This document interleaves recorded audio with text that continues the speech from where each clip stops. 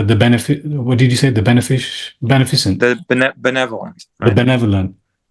We're used to seeing Allah as this tyrant, and seeing Allah as this first thing to fear. We're seeing Allah as this thing that is emotional and selfish and stubborn. No, not at all.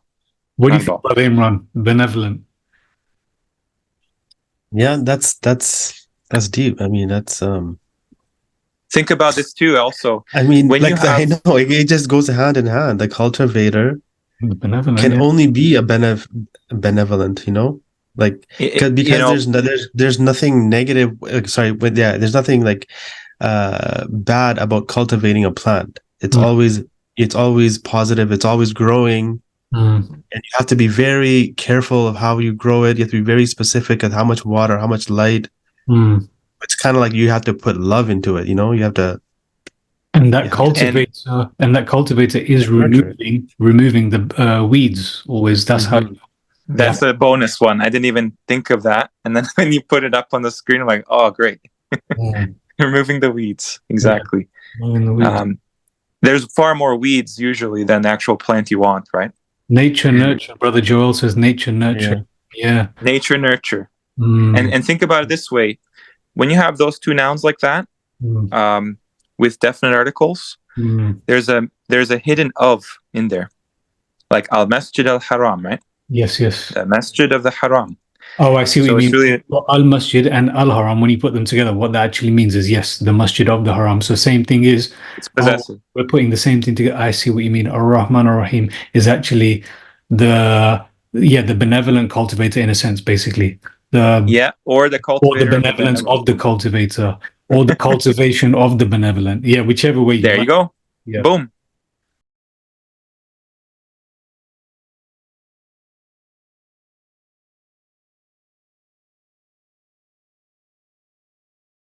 أعوذ بالله من الشيطان الرجيم بسم الله الرحمن الرحيم Ar Rahman is the topic today, inshallah. And so we were talking about Rahman, from the get-go. This is the surah that started this channel. But with Brother Igor coming at us with another layer, he's defined Ar Rahman as the cultivator. And it might not sound, that it's making sense in the beginning, but let Brother Igor explain, and then we'll go into more deeper of how this probably is more of the meaning of Ar Rahman. So, Brother Igor, please let us give us a bit of an understanding of how you got to cultivator, please. Yeah, salam, brother. Basically, I was looking at chapter 55, Ar Rahman. I'm not sure. I think I kind of, in the effort to try to kind of get a, translation of the Quran that's, directly extracted from the Arabic. One way or another, it just happened to be Rahman that was in that kind of middle category of surahs. And I just think, okay, this is a really important title of Allah. And I really, something about it just never sat well with me. The fact that throughout the Quran, you will always see the translation of Ar Rahman as the most merciful. But then other places, it'll say the compassionate. It will say exactly the same thing for Ar Rahim, except for the opening, Bismillah ar-Rahman ar-Rahim. That's the only time they'll actually differentiate it arbitrarily to kind of hide that there's ambiguity in the meaning, at least in the translation. I remember back to listening to Sam Gerrans when he made a salient point, like many other Quran followers did, that basically Ar Rahman is used very differently wherever it's mentioned in the Quran as opposed to Ar Rahim. And it would make sense that Allah would not be redundant with anything, let alone something as important as his titles. So the first step for me was, okay, how is this used throughout the Quran? And if you notice, something that I've grown to appreciate over the last year is that the endings of every single noun in the Quran are very significant. So, for example, with Ar Rahman, you have Ar Rahmana, Ar Rahmanu, Ar Rahmani. In the case of chapter 55, verse 1, it's Ar Rahmanu. So I thought, okay, I'm going to lighten the load a little bit and just look at where that exact sound is used in the Quran, Ar Rahmanu. So I made a list and I just took notes of basically what the ayah was saying in each verse. And that was enough to really kind of get a compressed, sample size of what this word means. My hat's off to you on this, on the cultivator. I just want the audience to see that no one seems to have come anywhere near this, as far as I know. Gracious, merciful, compassionate. I think most people will be familiar that we would always kind of debate when it comes to Bismillah ar-Rahman ar-Rahim. Are they both merciful? Right. We would just kind of just say, yeah, they're both merciful, or some would say most or all. So I just want to remind everyone about that and the fact that, wait, let me just confirm: merciful, mercy, compassionate. We're all familiar with these. Great. The Surah Al-Fatiha, the first ayah of the Quran, in Surah Al-Fatiha, is the best way to show the deception, because it's essentially a synonym. It's like you have the most merciful, the most gracious, the most beneficent. Okay, what is that supposed to tell me? And you'll find that, Ar Rahman is mentioned exactly 57 times in the Quran. Right. Officially. Okay. That's exactly half the number of the total number chapters in the Quran. Very interesting. Ar Rahman is never used without the definite article the, and it always applies to Allah. This is unlike any other title in the Quran. Allah makes a direct reference in an ayah which says, call upon Allah or Ar Rahman, meaning that they are basically on the same level, Allah being the actual proper name, Ar Rahman being the actual title, above all the other ones. Have you got that reference, please? I know which one you're on about. Yeah. Let me see if I can find it for you. It's chapter 17, verse 110. Sorry, Brother Imran, you were going to say something. Yeah, like, when it comes to Isa alayhi salam and Maryam alayhi salam, like they were both using that names. They were when in Surah Maryam, that's who Maryam called upon, Ar Rahman. Exactly. So it's a very unique name. Give me that verse as well, please, bro. Sorry, I don't want to slow anyone down. I want these verses. It's mentioned a couple times, chapter 19, I think. You can find, for instance, verse 61 in that chapter. That's one of them. And Brother Imran, I was actually reminded of some of your comments in the past regarding ascribing partner, really ascribing a child, that Allah begets a child. That is directly mentioned with Ar Rahman very clearly. Ar Rahman is above taking a child. And that's one of like the specific names Allah uses for himself, so when he uses it, that there's something behind it, there's no other person that could be called that. And what's very interesting, I was doing a kind of list of the surah names, because I believe the surah names are all preserved. So every single surah has a partner in the title, the content of the title and everything. And what I found was this. You mean like how people say Al-Kahf is paired with Surah Al-Isra? Is that what you mean? So basically, you'll notice patterns in the chapter titles throughout the Quran. There's exactly 114. So there'd be 57 pairs, right? And, obvious ones would be like Sad and Qaf, named after one letter. Other one would be Taha and Yasin, right? It's just a very kind of objective approach. But I noticed that there are certain like groupings of them. So one of the groupings was titles. So, for example, 2 chapters in the Quran are titles, or sorry, 4 of them are titles for Allah. There's Fatir, there's Al-Ghafir, there's Al-A'la, and there's Ar Rahman. Mm-hmm. And then 2 titles are for the Quran. So that's Al-Bayyinat and Al-Furqan. Mm. So it's exactly 6. It's exactly a perfect pair. But what I noticed was Ar Rahman and Al-A'la clearly have some kind of relationship. And Fir'aun in the Quran, he claims to be Al-A'la, but never Ar Rahman. Nobody can possibly even claim that. That's something beyond the creation. Mm-hmm. And really, the thing that ties it together is that word Rahim. Okay, so the concordance on that word Rahim is related to a womb, right? I think you have it on the screen there. Yeah. Yep. Arham, Rahim.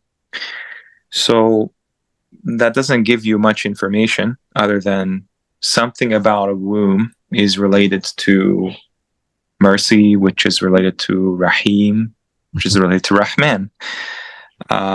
So that was my starting point is, okay, there's something related to like the concept of a womb. And basically what I noticed is Rahman or Rahim, you'd find in some definitions means to save or to relieve somebody of something. Mm-hmm.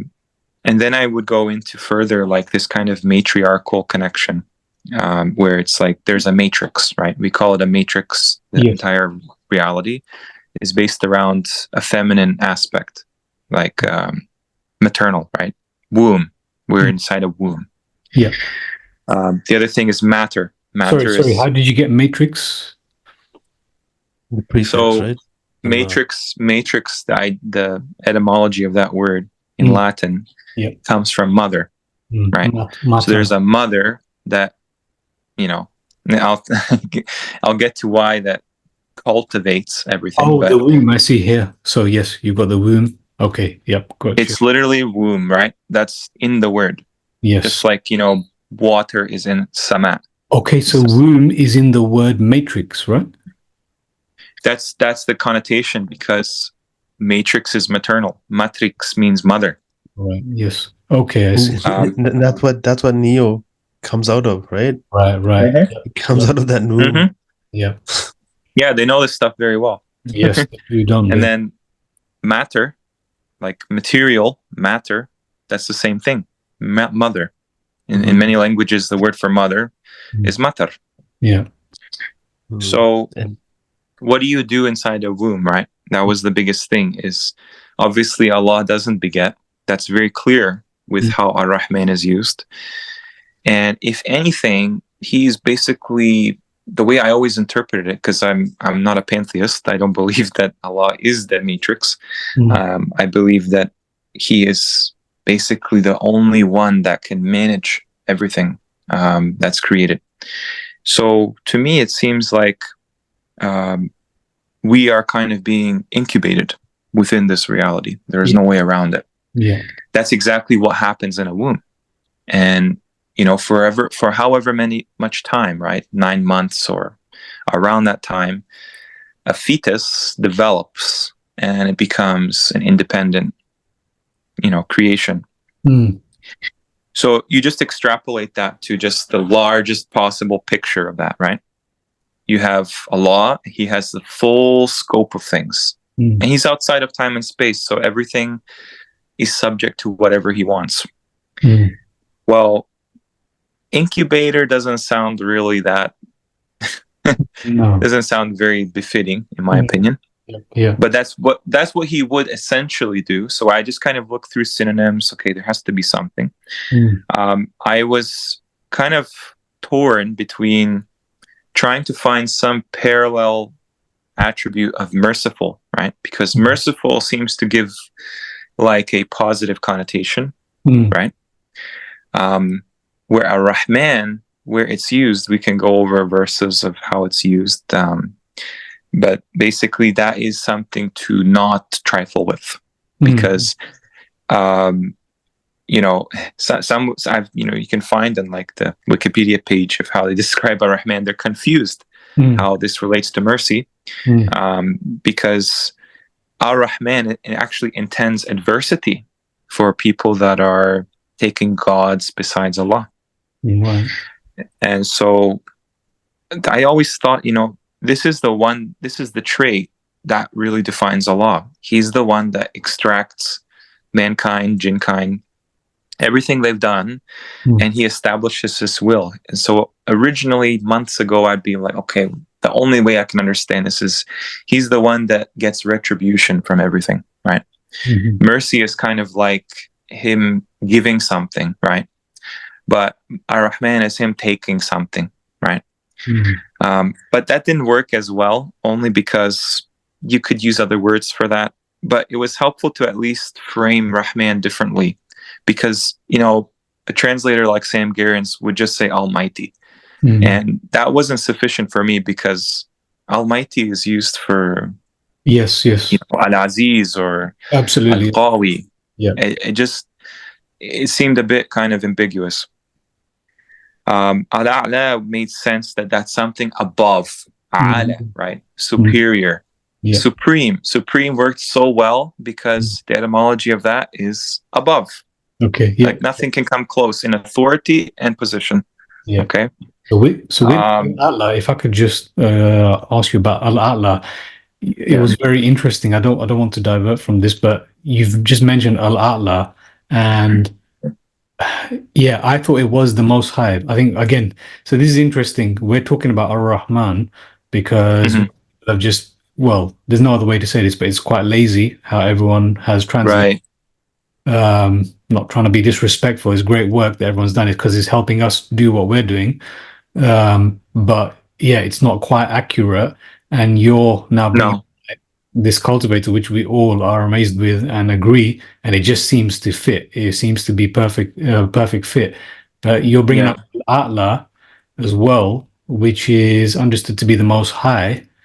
And I think I was amazed when you said supreme, meaning, so when you're looking at where Allah mentions the highest horizons, so from what you're saying, it's actually what is it, the supreme, the horizons of the supreme, how did you put it, the frontiers of the supreme, the horizons frontiers of the supreme.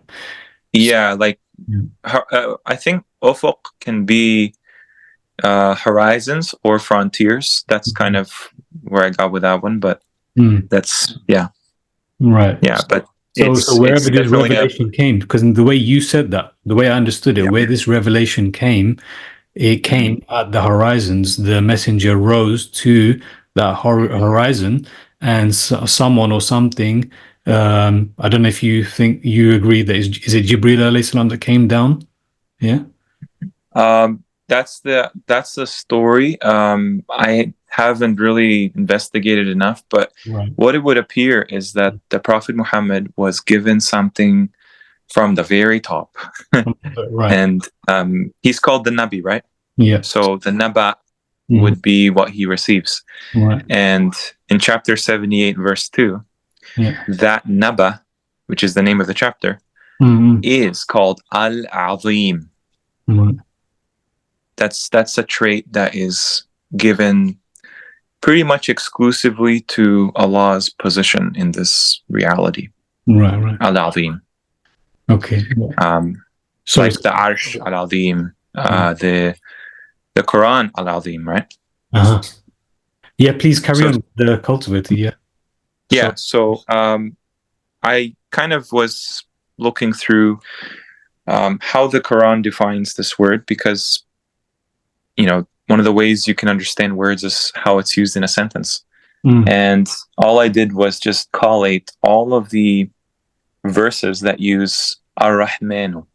Okay, so let me see if I can bring that up here. So I think the first instance of that is one sec here. And by the way, they made it kind of tricky, because on Quran Corpus they divide it between a noun and an adjective, even though it's a noun. So it's kind of annoying. I've seen many of these. Yeah, they apparently, from my understanding, this is some kind of a software did this organizing. And I was going to say, okay. yeah, thank you. Okay, because it's still good work. It helps us massively. Yeah. Yeah, but it's not finished, and it seems like some of them are deliberate. Even some commenters that are really well versed in grammar would notice, like, hey, what the heck? This doesn't belong here. Yeah. But yeah, chapter 2, verse 163, that's the first instance of this exact sound. Ar Rahman, the first ayah of chapter 55 for the same name. And your God is one God. There is no deity except him, the entirely merciful, the especially merciful. So you can see the problem, right? Where is the entirely part? Where is the especially part? I guess we could say he's entirely merciful in a sense because he's sending all the criminals to hell as a mercy. But I really doubt that his mercy extends in that sense. Like, he doesn't forgive everything. There is a give and take, clearly, right? It's not unconditional. This kind of gives the wrong impression that, Allah is this kind of deity where you can ask anything from him, and if you do it the right way and stand on your head 10 times and recite dua in this exact way, then he will be forced, in a sense, to comply, right? But that's not how it works. So the next instance of this is chapter 1961. And this is Surah Maryam, right? Like Brother Imran was saying. Yeah. Basically, this is one of the key points that Ar Rahman is associated with the ultimate promise. Okay? Jannah. Jannat Adnin. Allati wa'ada Rahmanu. So Ar Rahman, right off the bat, is the only possible entity that can grant this promise. Okay, and then you go to ayah 75 of the same chapter, 1975. Say, whoever is in error, let Ar Rahman extend for him an extension until when they see that which they were promised, either punishment or the hour, they will come to know who is worst in position and weaker in soldiers. This is a direct threat to those who do not actually worship Ar Rahman. So there is a sense of like serving Allah, right? Ibadullah. But we also have Ibadur Rahman.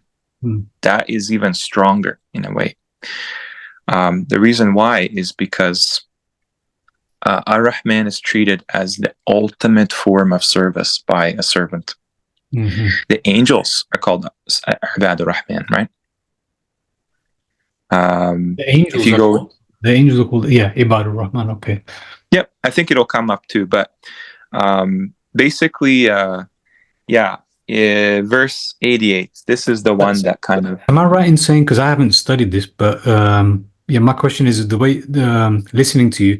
Am I right in saying that Ar Rahman is the most important name? It seems. I mean, I think Brother Imran has always kind of felt this. I think. Am I right? Yeah. That appears to be like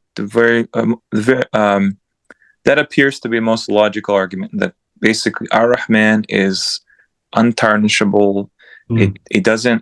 Nobody can claim to have this title. Like, for example, like you'll see characters called Al-Malik, other characters called Al-Aziz, right?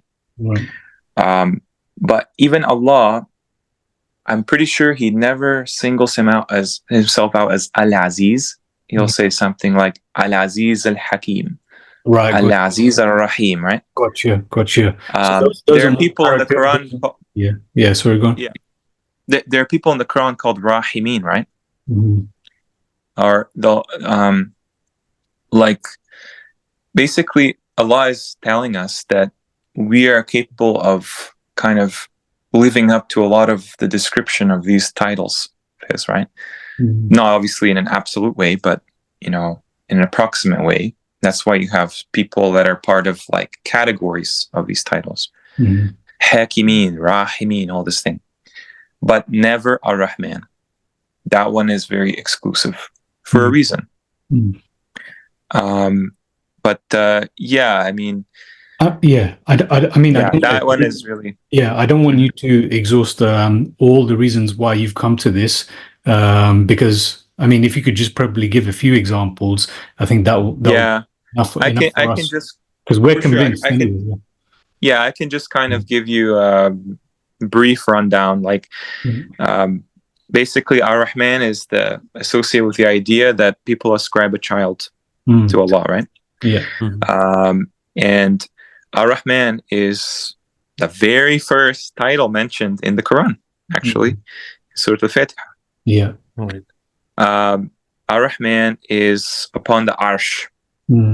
Says that Ar Rahman makes affection for alladina amanu amilu salihat, right? Ar Rahman is what Harun says is your Lord in front of As-Samiri when they make that disgusting idol. Right.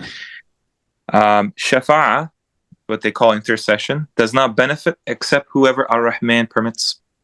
He's the ultimate authority, right? This title. Our Lord is Ar Rahman al Musta'an, who upon what you attribute to him, right? So that tells you when you recite in Surah Al-Fatiha, you know, Iyaka na'budu wa iyaka nasta'in. That is what's being referenced. Al-Musta'an is directly related to Ar Rahman. Nasta'in, Musta'an. Okay. Yep. He's the one that created the firmaments, the earth, and what is between them. He is upon the Arsh, Ar Rahman. When it is said to them, you know, like usjudu to Ar Rahman, okay, you know what they say? They say, what is Ar Rahman? They don't even say who. They say what. The people that are being directly impacted by Ar Rahman are what you would call mushrikeen, or idolaters, pantheists, people that kind of ascribe things to Allah. That's why it's the most important one, because shirk is not forgiven. Yeah. So it just goes on and on and on and on. And basically, yeah, like I mentioned before, the angels themselves, they will not communicate the day, you know, the spirit rises and the malaika arrive, whoever Ar Rahman permits. Okay. So to me, what Ar Rahman symbolizes is the ultimate just exaltation of his followers, his servants, from angels, from humans, from jinns, and the ultimate just calamitous force against his enemies, the people that deny, or people that make a mockery out of his sovereignty, right? So in a way, the best thing that I kind of can come up with is this title is associated with the resurrection, the kind of springing to life from the graves, like plants sprouting out from the ground. And that made me think of Adam, because Adam had no parents. He was created from the mother of the earth, and she's described as a she. It's a soil that's kind of the matrix for his composition, right? And that just clicked into me. Okay, it's not just incubating, right? You can look at it as we're like a culture of bacteria in a petri dish, and we're being cultured. And then I realized the word, you know, cultivate, from that idea. Even the word cult, that people make a cult out of this deen, right? Yeah. And when you look up the definition of cultivate, what you're going to find is it's used to prepare crops or land for gardening, which is what we're constantly, as Bani Adam, we're compared to plants. Plant firmly our feet, traces of prostration, they stand up. There's so many examples. It means to raise or grow them. It means to grow or maintain cells in a culture in biology, which we would be basically analogous to that. And this also means to try to acquire or develop a certain quality or skill or sentiment to win the favor of someone, and to apply oneself, improving or developing oneself. It's like the ultimate test of this life is seeing who are the ones from the creation that Allah is just kind of filtering out from the weeds. You know what I mean? Mm-hmm. And then eventually it will become very obvious what it was all along, the day the truth is revealed finally, Mm-hmm. right? And what you're going to see is that there could have been no other ending to what this story is that we're living in. Mm. It was always from the beginning, always meant to happen one way and only one way. And so when you talk about things like Salaat, right? Yeah. He specifically tells the believers, you know, aqimus salat. What we understand Salat to be is so backwards, right? To what you get in the Quran. In the Quran, you get this idea that people are actually taking people away from Salat in this life. Right. They're not forcing people at all. And so what we see is what we call that's very interesting. Yes, because we're not prevented from. Yes, that's very interesting because no one is prevented from their what we understand as Salah today. Yeah. No one is. They actually incentivize it. But actually, that is the opposite of Salat. And I think that, you know, if we actually, I mean, that's just one example, right? But it's a good one to show that you have this uniqueness as a human being in this life that nobody can take away from you. That's completely natural. That is your personal, like, function and purpose in this life. Everyone's searching for it, right? But what they find is they've organized these cults to sidetrack that, to derail that progress. Right. When Allah is saying, no, these are your strengths. You have this unique role to play. The believers are very diverse in the Quran. Some are muhajirin, some are salihin, some are mu'minin, some are, you know, ansar. Yeah, I just want to connect the two that you've just mentioned right now, because I was wondering how we're going to Salah, but then I realized because Cultivator, I remember Brother Joel, he mentioned that this is bringing out the best, the Cultivator is bringing out the best. And I think from our chats, what we've understood Salah is us bringing our authentic self, meaning bringing our best. So is this why you've connected the two, as in... Well, yeah, I mean, that was a major sign to me that, you know, Brother Joel introduced me to this concept of cultivation. And Brother, then if we can, please, I'd love to hear from Brother Joel as well, please. What it is that you had on our chat groups, Brother Joel. Anything specific that just comes to mind that you remember me sending? Like it's kind of like the whole concept of, you know, you have this bringing out the best. When you first heard Brother Igor mention that this is Ar Rahman is the cultivator, you were referencing some of these literatures. I can't remember what it was. Some of these books of, you know, like really strong spiritual, philosophical people who confirm for you what it is that is the case, that, you know, Allah is the cultivator, bringing out the best in us. So I've always been like big into personal development. So just developing yourself, and like the key thing is to always seek growth and progress, right? Mm-hmm. Never perfection, because, you know, we can't, you know, that's not us. So everything good, you know, comes from Allah, and, you know, he's perfection. He should be our goal, who we should be going towards. And so, you know, you look at all these people, you know, names we're familiar with, like Greg Braden, Joe Dispenza, Tony Robbins, Jim Quick, you know, those people, you know, they all kind of say the same thing, but they just use different terminology. And you know, it's always seeking growth, right? You know, taking little steps. And these novels that I read, these cultivation novels.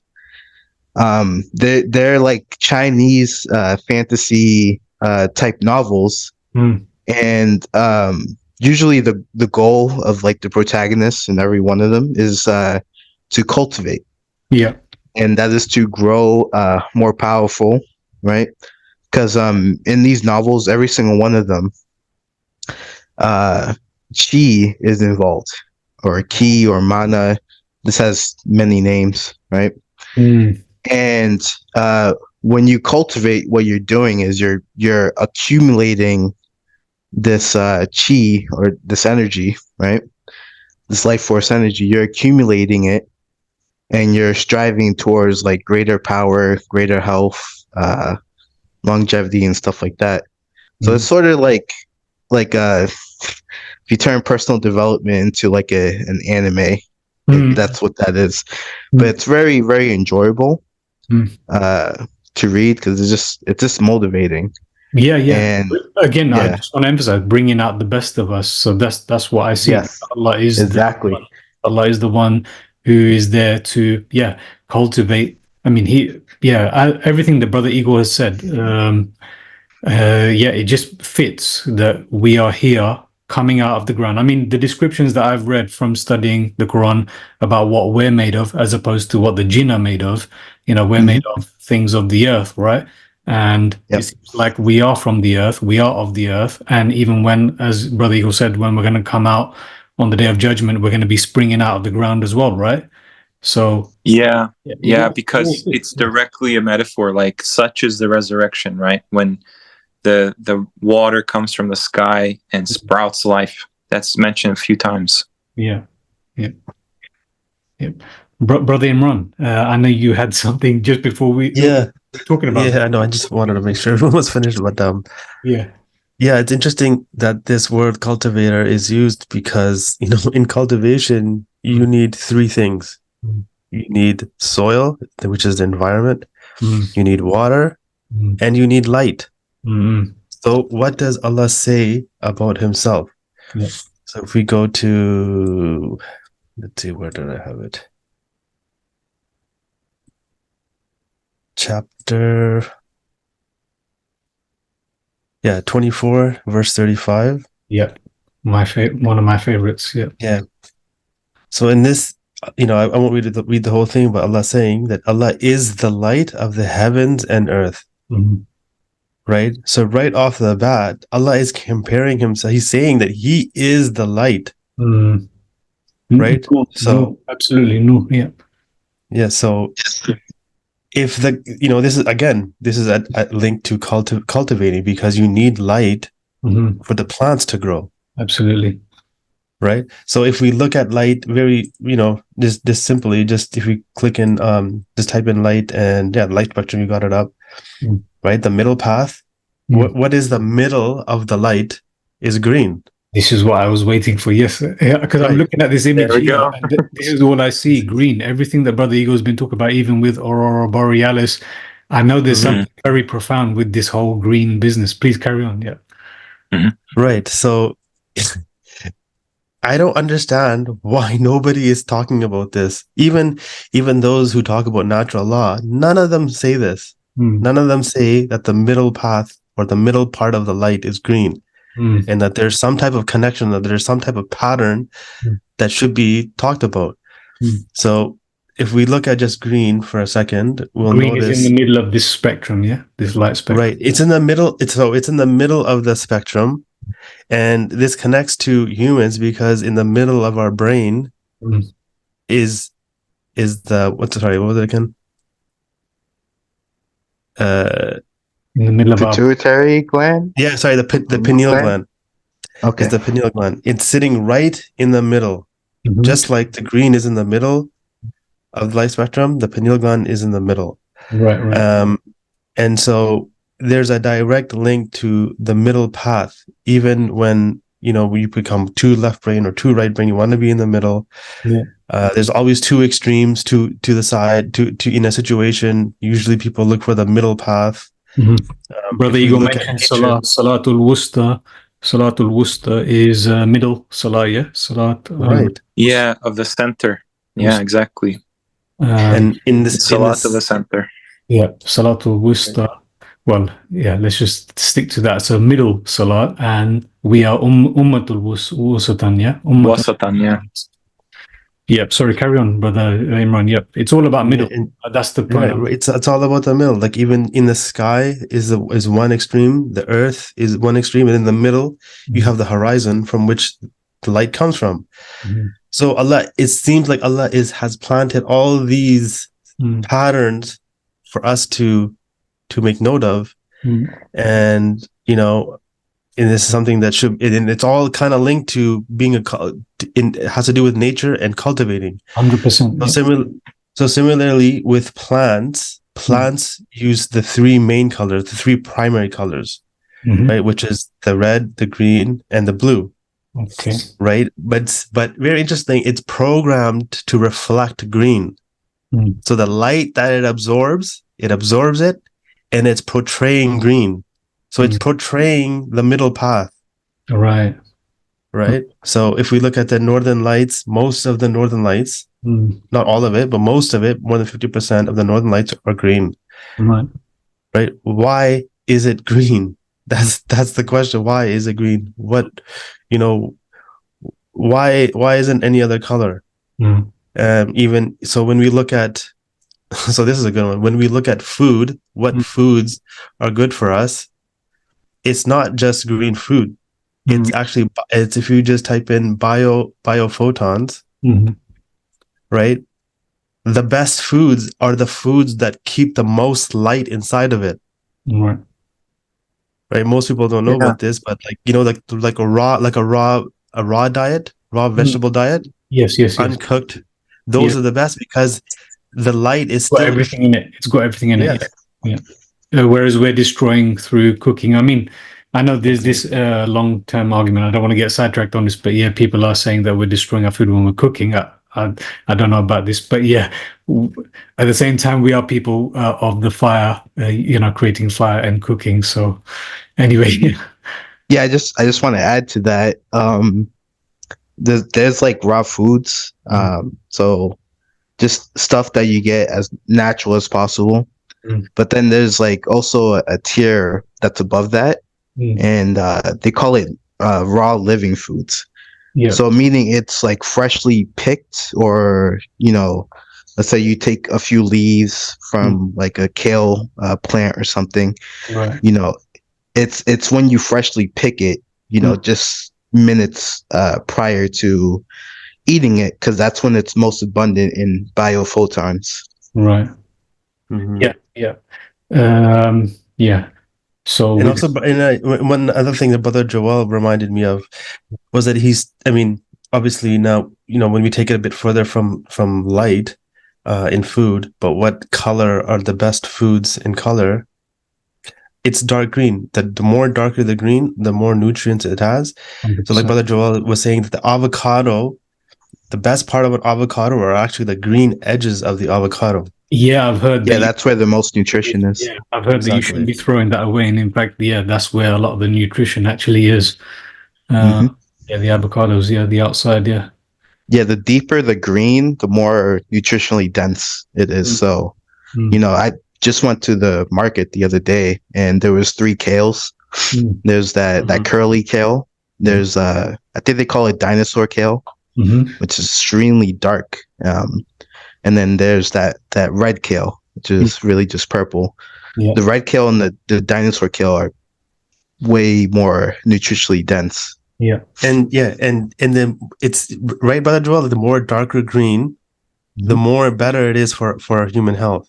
Right. So this dark green in food is extremely important. Yeah. Type dinosaur kale if you can. Dinosaur kale. Yeah. Yeah, I do want us to speak about whatever is relevant right now as well. Meaning, because I know. See how much darker it is? Yeah, it is. It's right there on the right. Yeah. Yeah, this one. Yeah. Dinosaur kale. Yeah, the reason I'm saying this is because this is all tied into to light, right? And Allah is saying He is a light.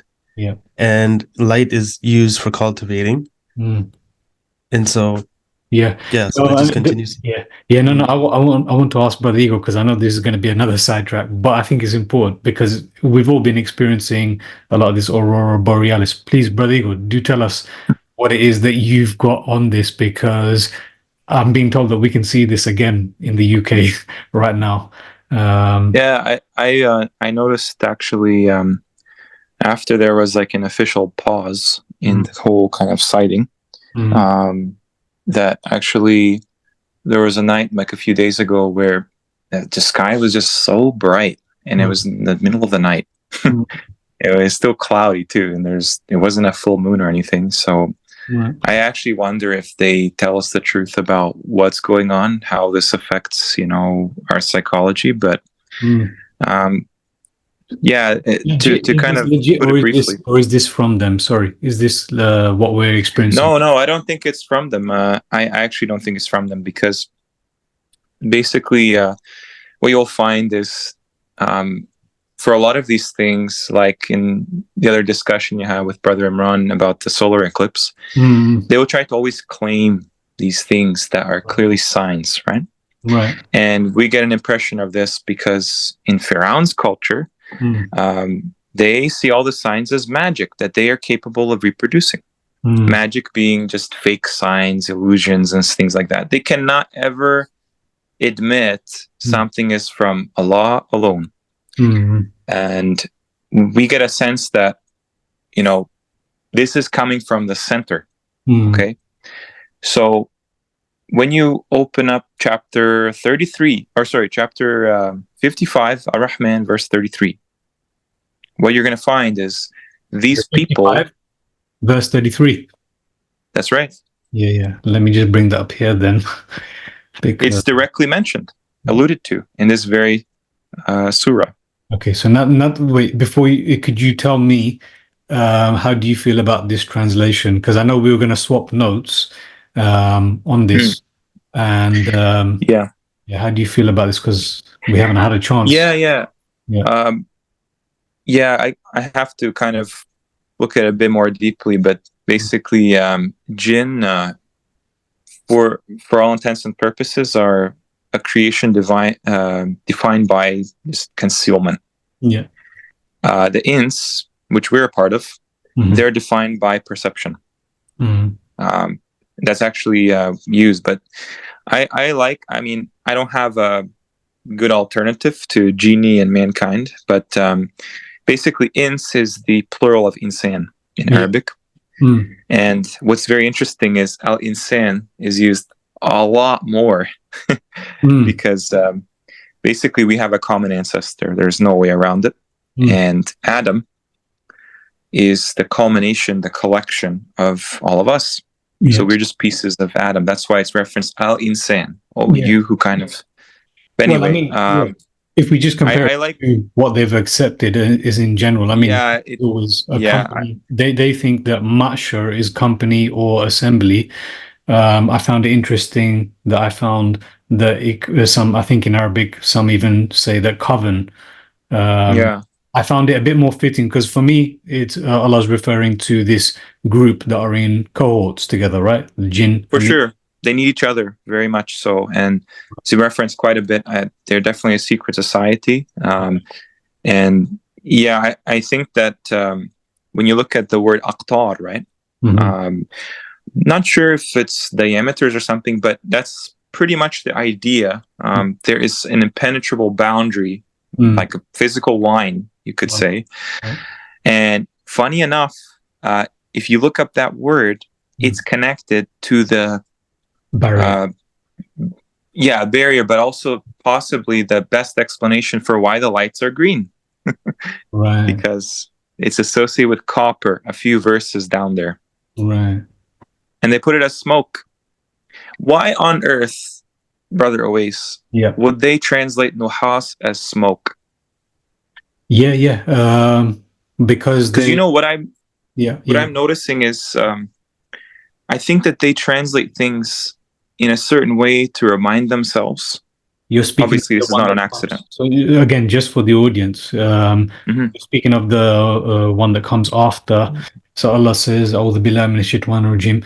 Ya ma'shar al-jinni wal-ins. Yeah, so that's in 33. People on this channel should be familiar with this because this is basically the verse that is destroying space travel. As I've got it in here, brackets. This is the verse. Absolutely. As Allah is saying that if you think you can go beyond my bounds, ultimately, yeah, you will not be able to because you won't have my authority. People can try and twist this as much as they want, but that's what this verse says.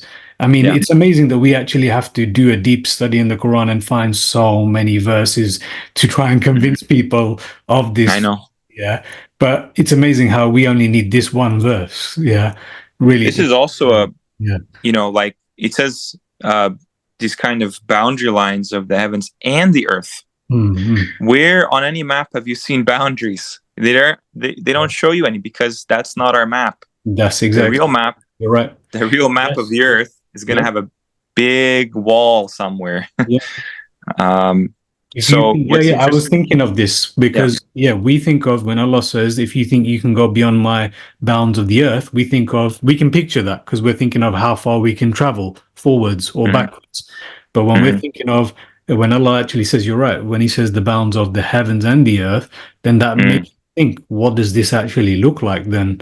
You know, this boundary. Yeah, you're right. Yeah. But the fact Hijran Mahjuran, right? What does that refer to? It's chapter 15 called Al-Hijr. Yes. It's something that it stops you right in your tracks. Yes. You know, and that's related to barzakh between the two seas. But anyway. Yes. You were mentioning right now about Nuhas. You were mentioning Nuhas. So I just want to say that, that comes after this verse. Yep. Now that we're here, so this verse is repeated 31 times, which is at the heart of mine, brother Imran's, and brother Sadi's, who's unfortunately not here today. But this is where the channel began. Our fascination with this Surah Ar Rahman, which repeats this verse 1 times. So before we go any further, I just want to point to the audience, those who won't be familiar. So from verse 13 here, فَبِأَيِّ آلَاءِ رَبِّكُمَا تُكَذِّبَانِ. Can you tell me again, because we haven't had a chance to swap notes on this, but I know you had a different word. What do you think? Because I got Allah is definitely not favors, it's definitely not blessings. Where is it? 55, 13. You said incentives, right? Or was that guarants? Yeah. No, that's the one. Yeah. So favors was my starting point, right? Because that's what I always understood La'i, right? And that kind of conflicts with the translation they gave Na'ma, which is also favor, apparently. So once I looked at favors, I noticed that basically it has something to do with, like privileges, courtesies. I kind of liked courtesies for a while because that's something above and beyond what's expected, which is the whole point of ala'i. But then I kind of looked at it carefully and I was like, okay, so if I swap in that, what is this word ala'i related to? Okay. Ala'i is related in the concordance of this root as basically something like ila, like towards, right? So when you see throughout the Quran ila, which they don't really do a good job of staying true to this word, it always means towards. It's a physical direction, navigation to a point.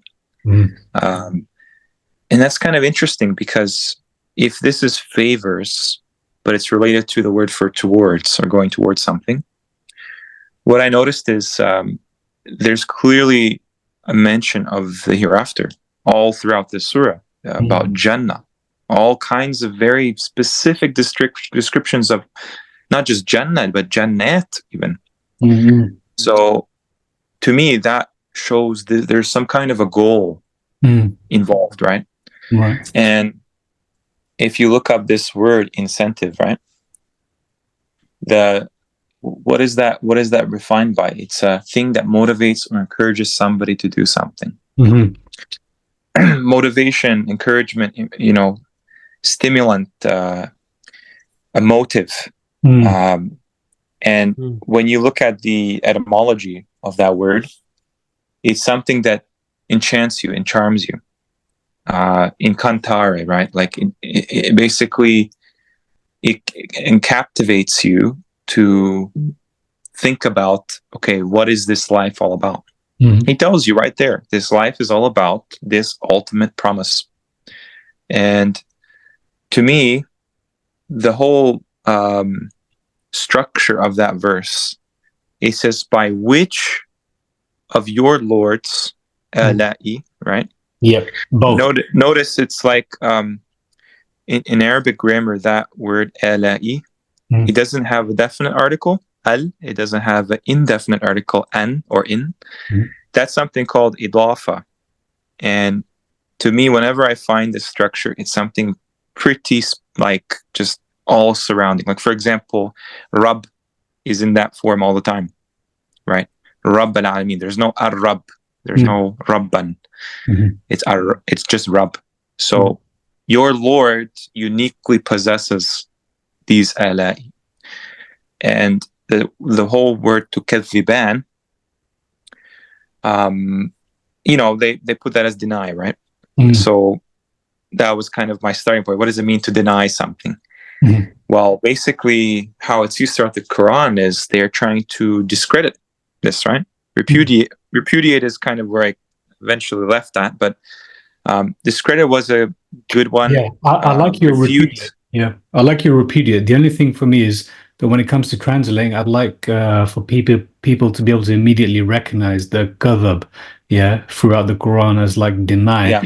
And then, like, for example, in brackets, I would put, like, as you said, because you're absolutely right, this one is more than just kadhab. Yeah, it's more than just... To kadhiban, right?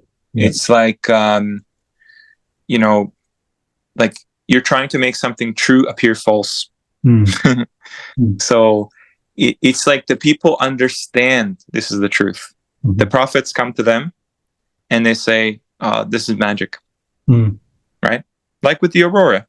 The aurora is a clear sign from Surah Al-Fatiha, right? Like, listen, the people that are granted the ultimate reward, they're called mushfiqeen, which comes from the word for twilight or aurora, shafaq, right? So clearly this is associated with something very special. And when you look at is to kadhiban, notice it's like they both deny. Both like you just put there, right? The jinn and the ins. Yes.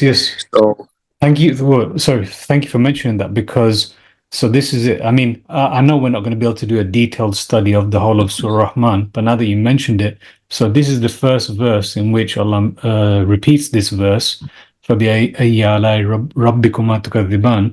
But what do we have immediately after that? So he's saying, who is it that is going to, which of you are going to deny these alai, these instruments, or as you said, incentives?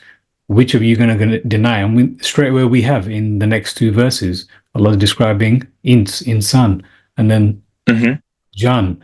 So it's clear who Allah is referring to. It's these two, right? Allah mentions them straight after in the next. Exactly. That's all there is. Yeah. You either a jinn or an ins. I mean, we can debate, what jinn is about all kinds of theories, but it's clear they are separate creations from the Quran. If you don't want to put, repudiate in there, you can go with disown if you want as well. Because, it is, I guess, I battled with this as well. I was like, well, I'm kind of got forced to use these words that just antique, how they're, no one used them. I think even Sam Gerrans uses this one as well, quite, sporadically. But what's cool about this word is that it's used in law, and it means to refuse to fulfill an agreement or an obligation. In the past, it was used for religions when someone gets a divorce. And actually, it's related to divorcing yourself or rejecting yourself from whatever is going on. So in this case, it's the message, right? It means to refuse to accept or be associated with, or deny the truth or validity of. And so I was kind of torn, right? I like discredit, I like refute, I like invalidate, but if I use that in the Quran translation, it will look kind of like the people the prophets were sent to were successful in refuting them, invalidating them, and discrediting them. And that's not the case. Right. So this one takes that away because it's always bad. Disown or cast off, I guess, rejected as well. That's not a bad one as well. Right. Are you familiar something with on this? Those lines. Are you familiar with this alai? Are you familiar with this in this Arabic? Was it alat? Can you see on screen? Oh, alat. Yeah. I mean, we use this in other languages, like in Slavic languages, Turkish and stuff. The word for tool is alat. Right. Okay. So this is not for you, the connection to alai, machines, tools, instruments. Yeah. I guess what you're kind of getting at is it's like a means, right? It's like something that is facilitating. Because this is what I got when I'm wondering if this instrument is linked to biomimicry. You know how, like, when you want to do something, like if you want to create a product that's the best product, they're going to copy the creation of Allah. This is what I think. If you look at that previous verse, what does Allah say before He first says this about what are you going to deny? Look at what Allah described about what He's created. About the earth. So this is going back to the cultivator. You said the cultivator. Right. So look, the earth, He for growth. I think this is Al-Anam. Yeah, Al-Anam. Allah created everything for growth. Actually, as far as I've seen this word. So first of all, wada'aha is something close to being how you place something. I think is used also to describe how a woman delivers the baby, right? Oh, for sure. Yeah, that's a huge one. So like it's used all throughout the Quran. Yes. So, but straight after that, we have the fruits, the date palms, all of this being mentioned about what actually grows from the earth, what is cultivated, and then we have this grain possessed, as far as I can see. So this is quite fascinating for me. These words are used to describe what Suleiman alayhi salam had power over, that he was given power over, you know what's amazing about that is, the translation for that word, al-asf. What is this was such a mind melt, this verse, because they're saying it's the grain containing husks and aromatic plants, right? Yeah, and you just look at the word asif. I mean, this is a storm. It's something to do with. Thank you. Yes. How could grain be associated with how that? did they go from husk to as I put here, gust? Yeah, he's absolutely right. So he was given. Do you want to go down the rabbit hole of this verse? But basically, it's like al-hab, right? Right. Yep. Al-hab is all around that root. It's related to affection or love, or something like a little morsel just for yourself, right? Right. Like your darling or your dearest or something like that, right? But in this case, they put grain. And let me just pull that up here, because when you search this word, what you're going to find is there's al-hab and there's habbatin, right? So the critical thing for me is, what is this? The first instance of this word, it says Allah faliq al-habbi wan-nawa. That's chapter 6, verse 95. Faliq, that's not a word that's used very often, and Allah is the one who has that role. The chapter Al-Falaq. This is what he's saying about this word. He is the Faliqu al-Hab. They say that means Allah is the cleaver of grain and date seeds. That's how they put it. And then in the verse it says, He brings the living out of the dead and brings the dead out of the living. So what I noticed is, I really doubt that al-hab, something given that weight of the hab and the nawa, has anything to do with just random grains and date seeds going around. Yeah. Nawa has nothing to do with date seeds, but Yeah. Well, I mean, I get it the other way. If I'm not sure, then I try to figure out the others and then see if it fits. I mean, Exactly. yeah, this is definitely, so us is definitely, as you said, it's storm. And so I put gust because I kind of imposed gust, but it's definitely storm. Gust is a part of the storm. And Yeah, gusty I'm wind. still looking for a word for that one, but clearly that's what the word is about, right? It has something to do. You'll find that civilizations in the Quran were attacked by this, right? By the us, yeah, or yes. like, you know, there's something related to that. Yeah. So re as well. So if you got what? Oh yeah, you're right. Yeah, Rayhaan. Yeah. So Suleiman alayhi salam, he was given control of the wind and the storm. But you could say, or if I can just bring it up, actually, the verse that he was. I mean, I don't know about you, but I keep noticing this Hendiadis everywhere in the Quran. Yes, you're right. I'm seeing it everywhere as well.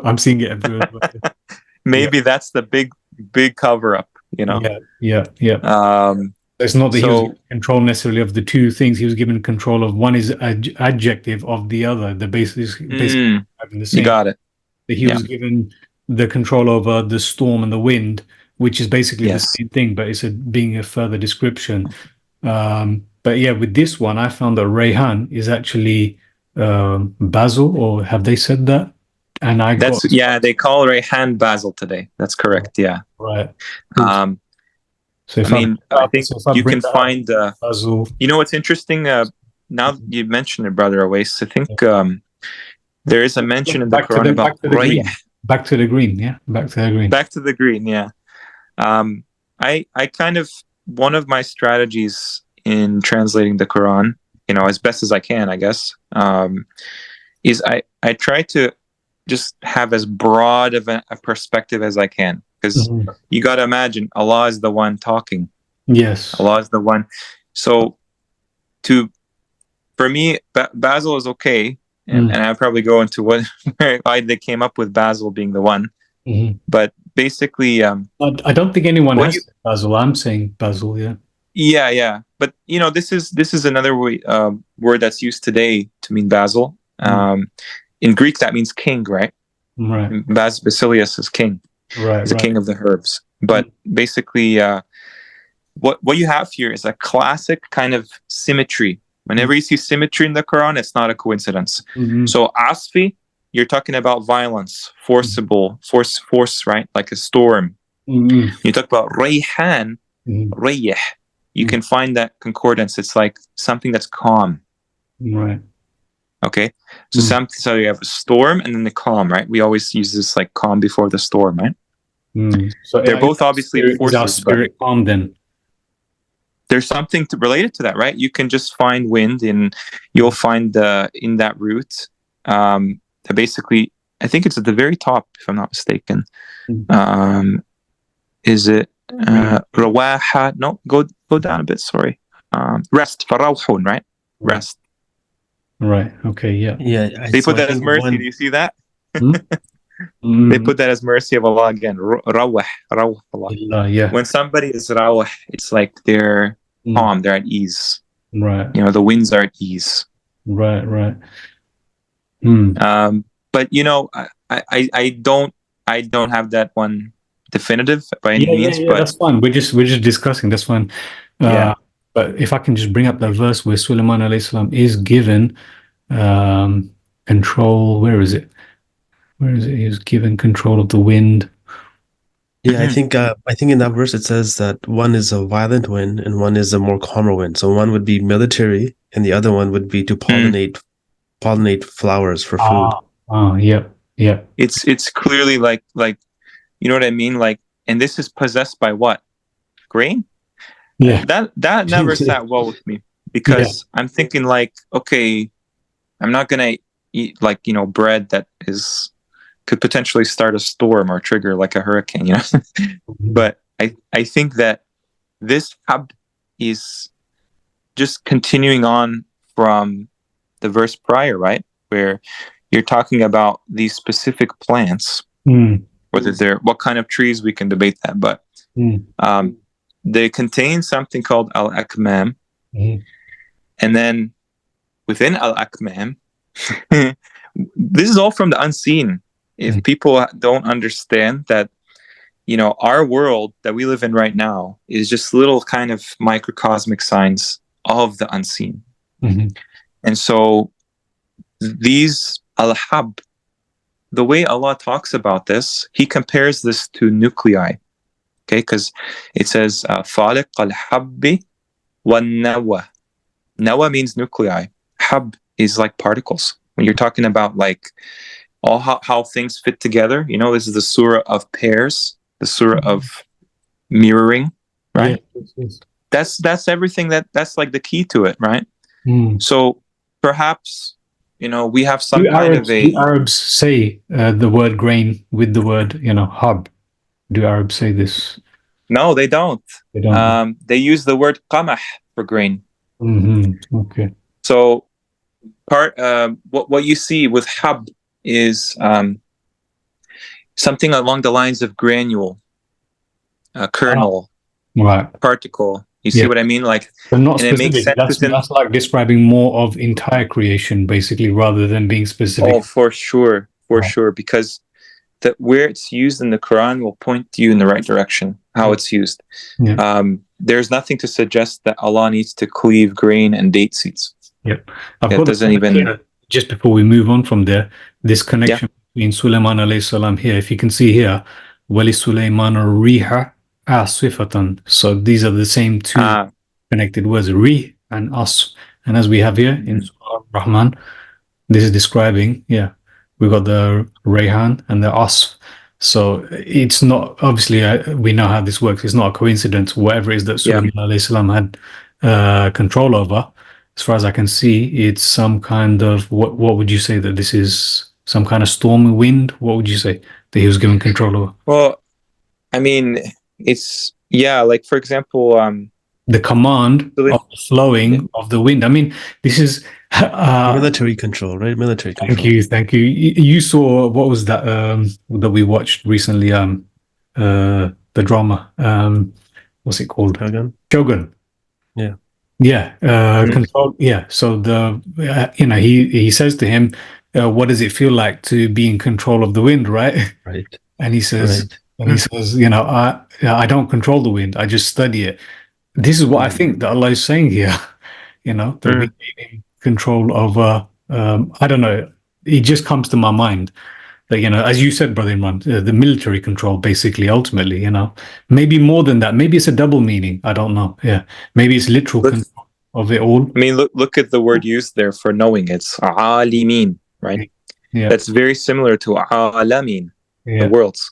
And when you think about it, it's towards ila al-ardi allati barakna fiha. That's one phrase that goes together. Where is that land? Where is that ard?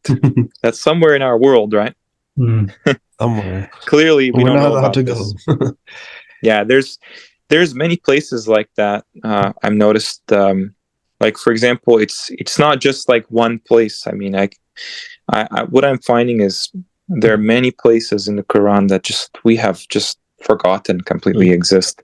That's being one of them. Because they say that this means land and it doesn't mean earth. Like, for example, ardi allati barakna fiha. This kind of language is used for Masjid al-Aqsa.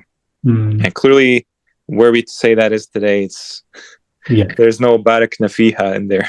No, at least Muhammad Sheikh saw that much, that there is for sure, there is no barakna fiha there. So either Allah is wrong, astaghfirullah, which is not, or you guys are, and you guys are wrong, obviously. Absolutely. And you can see kind of when they translate something such as Surah Ar Rahman, it's like there is just this, like you said, laziness, but I would go so far as to say complicity. Okay. Right from the very beginning to the very end. Like a good one is verse 5, right? So verse 5 of this surah talks about the sun and the moon, right? I'm glad that you put a count there. The two other places that word is used, they put calamity and destruction, right? Husban. Mhm. So to me, the sun and the moon are related to time, right? Yeah.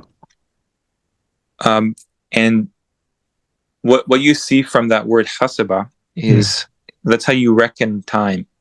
So reckoning is, to me, like one of the best words for that idea, because, you know, like in Batman, where like Bane is saying, "I'm Gotham's reckoning," you know. Yes. He's saying like, I'm here to cause destruction, you know. Mm. So where that's used in the Quran, it's used as calamity, husban, in other places. But here it's used for account. So I can see, you know, hasab, or, you know, it's related words being account. But for example, like in chapter 18, you know, where you see, it may be that my Lord will give me better than your garden, will send upon it a husban. Okay. The other kind of thing So there what does is, that mean to you, before you move on to that? So what does that mean to you?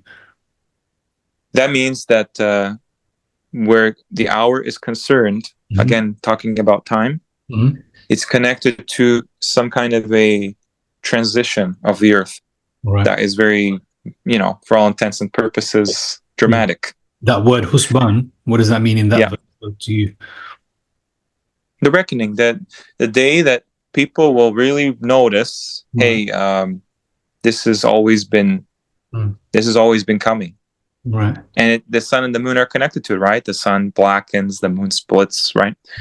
So you pay attention to the sun and the moon. Yeah. I mean, we just had a solar eclipse. Yeah.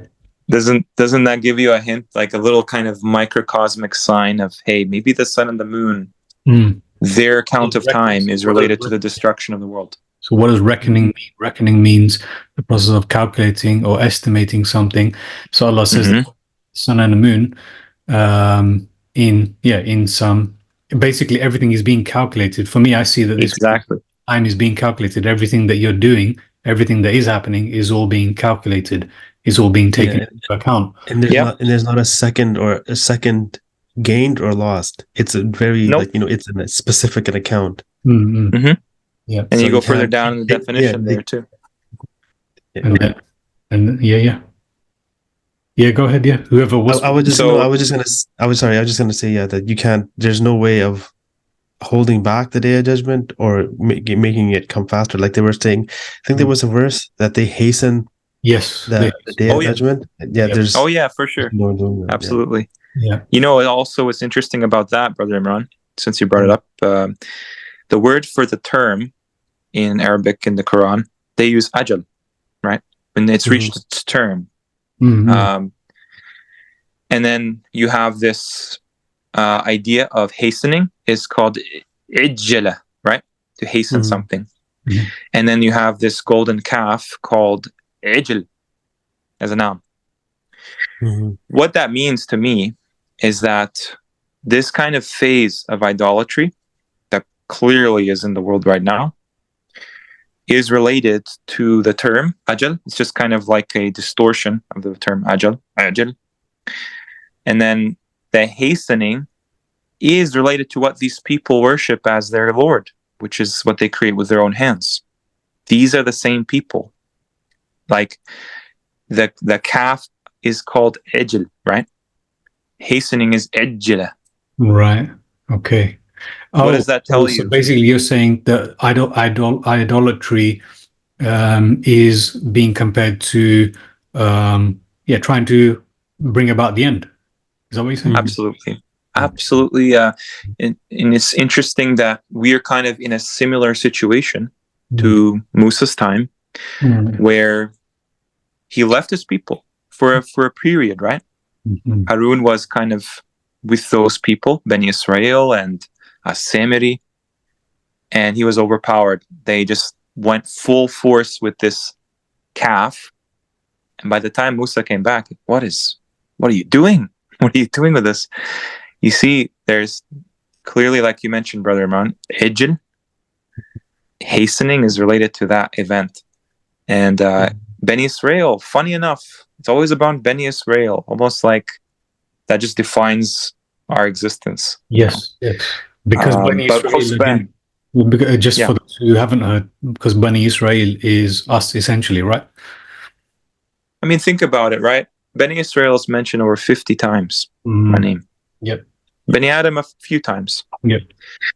Bani Israel, I mean, it's a lesson for like us. This Quran is a guidance for all of mankind. It's a lesson for us. And so what you're saying, the amount that Bani Israel is mentioned, that's not the reason why we are Bani Israel, but it's more confirmation that, yeah, this is for us. Yeah, like basically there could be all kinds of humans from, like I don't know, it's a bit out there, but the whole point being that Bani Israel is what ties all of the stories together, ties all of the messengers together. The whole point, right? Like Surah Al-Fatiha, great example. Ihdina as-sirat al-mustaqim. That everybody recites that minimum 5 times a day. Dozens of times a day, probably, right? Yeah. I think he doesn't even say guide us toward the straight path. He says guide us the straight path. So that path, like you had that picture of the aurora, right? That's doing the guiding. That's the means of guidance, the straight path, whatever that is. We're not going toward it. It's bringing us.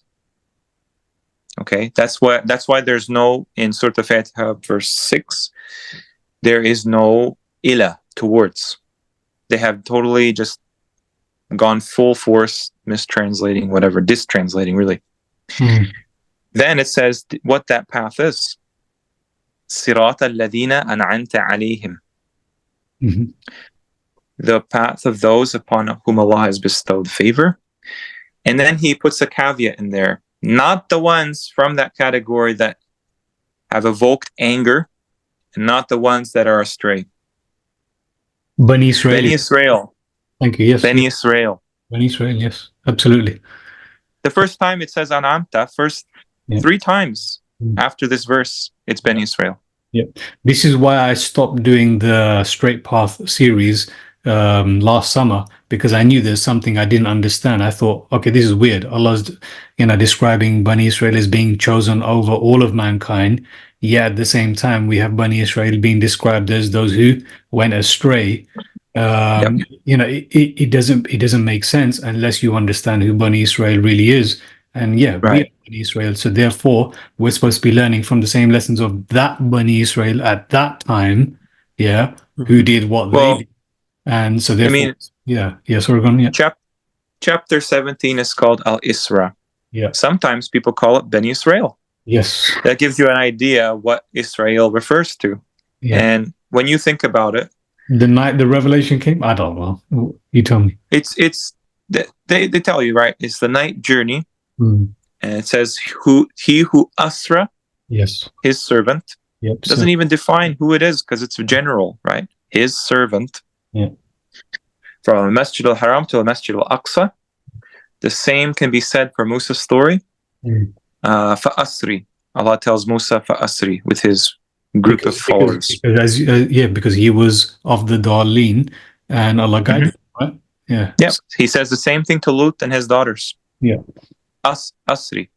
So the idea is this is a common occurrence for a select group of people from this broader category of Bani Israel, hence the name. And clearly, in that same chapter, it says they will cause corruption twice. Yeah. Right? We see that there are 2 ways that happens in Surah Al-Fatiha. They evoke anger. Yes. Whatever Allah's anger describes as. Obviously, Allah doesn't get angry, but He has something called al-maghdub, right? Yep.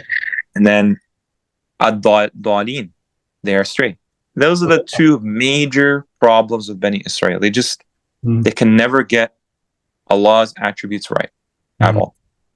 Like they tell Musa, Brother Imran, your Lord, to me about the anger. So you just said Allah doesn't have anger, al-maghdub. I mean, Allah doesn't have anger. So what is this? Because I think Brother Imran, we were speaking about this, and Brother Imran, you had something on this. I think the anger. Yeah, it's. I mean, when we're speaking about Ar Rahman, we were connecting it to Ar Rahman. If Allah is Ar Rahman, and if He is the most merciful, how can He be the most merciful and be angry? It doesn't make sense. Angry Anger- denotes a change. Yeah. Exactly. And anger comes out of frustration, Mm-hmm. right? And if he was angry, I mean, why wasn't he angry when Iblis didn't prostrate? Right? Why wouldn't he get mad then, and why get mad now? Mm-hmm. So this can't be anger based on feelings. This must be some different type of anger that's connected to the punishment, that's connected to hellfire. Mm-hmm. So those who have how would you say, like you've earned it. You've earned the anger. You've earned hellfire. Right. In a sense. So it's not like he has anger. The anger is this actual abstract entity. Yeah. Right. Of punishment. Yeah, exactly. So it's abstract to us because we don't understand how things pan out. But this is some al-maghdub, maghdub Allah. As-salat, salat Allah. As-sunnah, sunnat Allah. Basically, these concepts belong to him. There are means that he facilitates this. You can call it cultivation of the ultimate end, right? The end goal. And whatever that is, it's a physical, tangible thing that we will probably understand one day. But the fact that it's there without his little kind of, that possessive ending, that tells you it's not like a product of his existence. It's just he controls this. It's under his possession. I like that. That is far more accurate. Yeah, absolutely. So it's not the it's not the anger of Allah. Yep. Even if it had a little kind of possessive at the end, right? Would that mean that is part of Allah's existence, like as if he has a body and emotions and no. He has that. That's under his possession. Yeah. Like for instance, my car is not part of my body. It's something I use. Absolutely. To my advantage. It's the same thing when he says between his hands of Allah, right? Is that from his body? Like, do we have to really anthropomorphize Allah all the time? No. Yeah. Give me a hand, sir. Oh, no problem. It's very He's not going to throw me a severed hand. Very simplistic thinking for a divine text that has come from Ar Rahman. Yeah.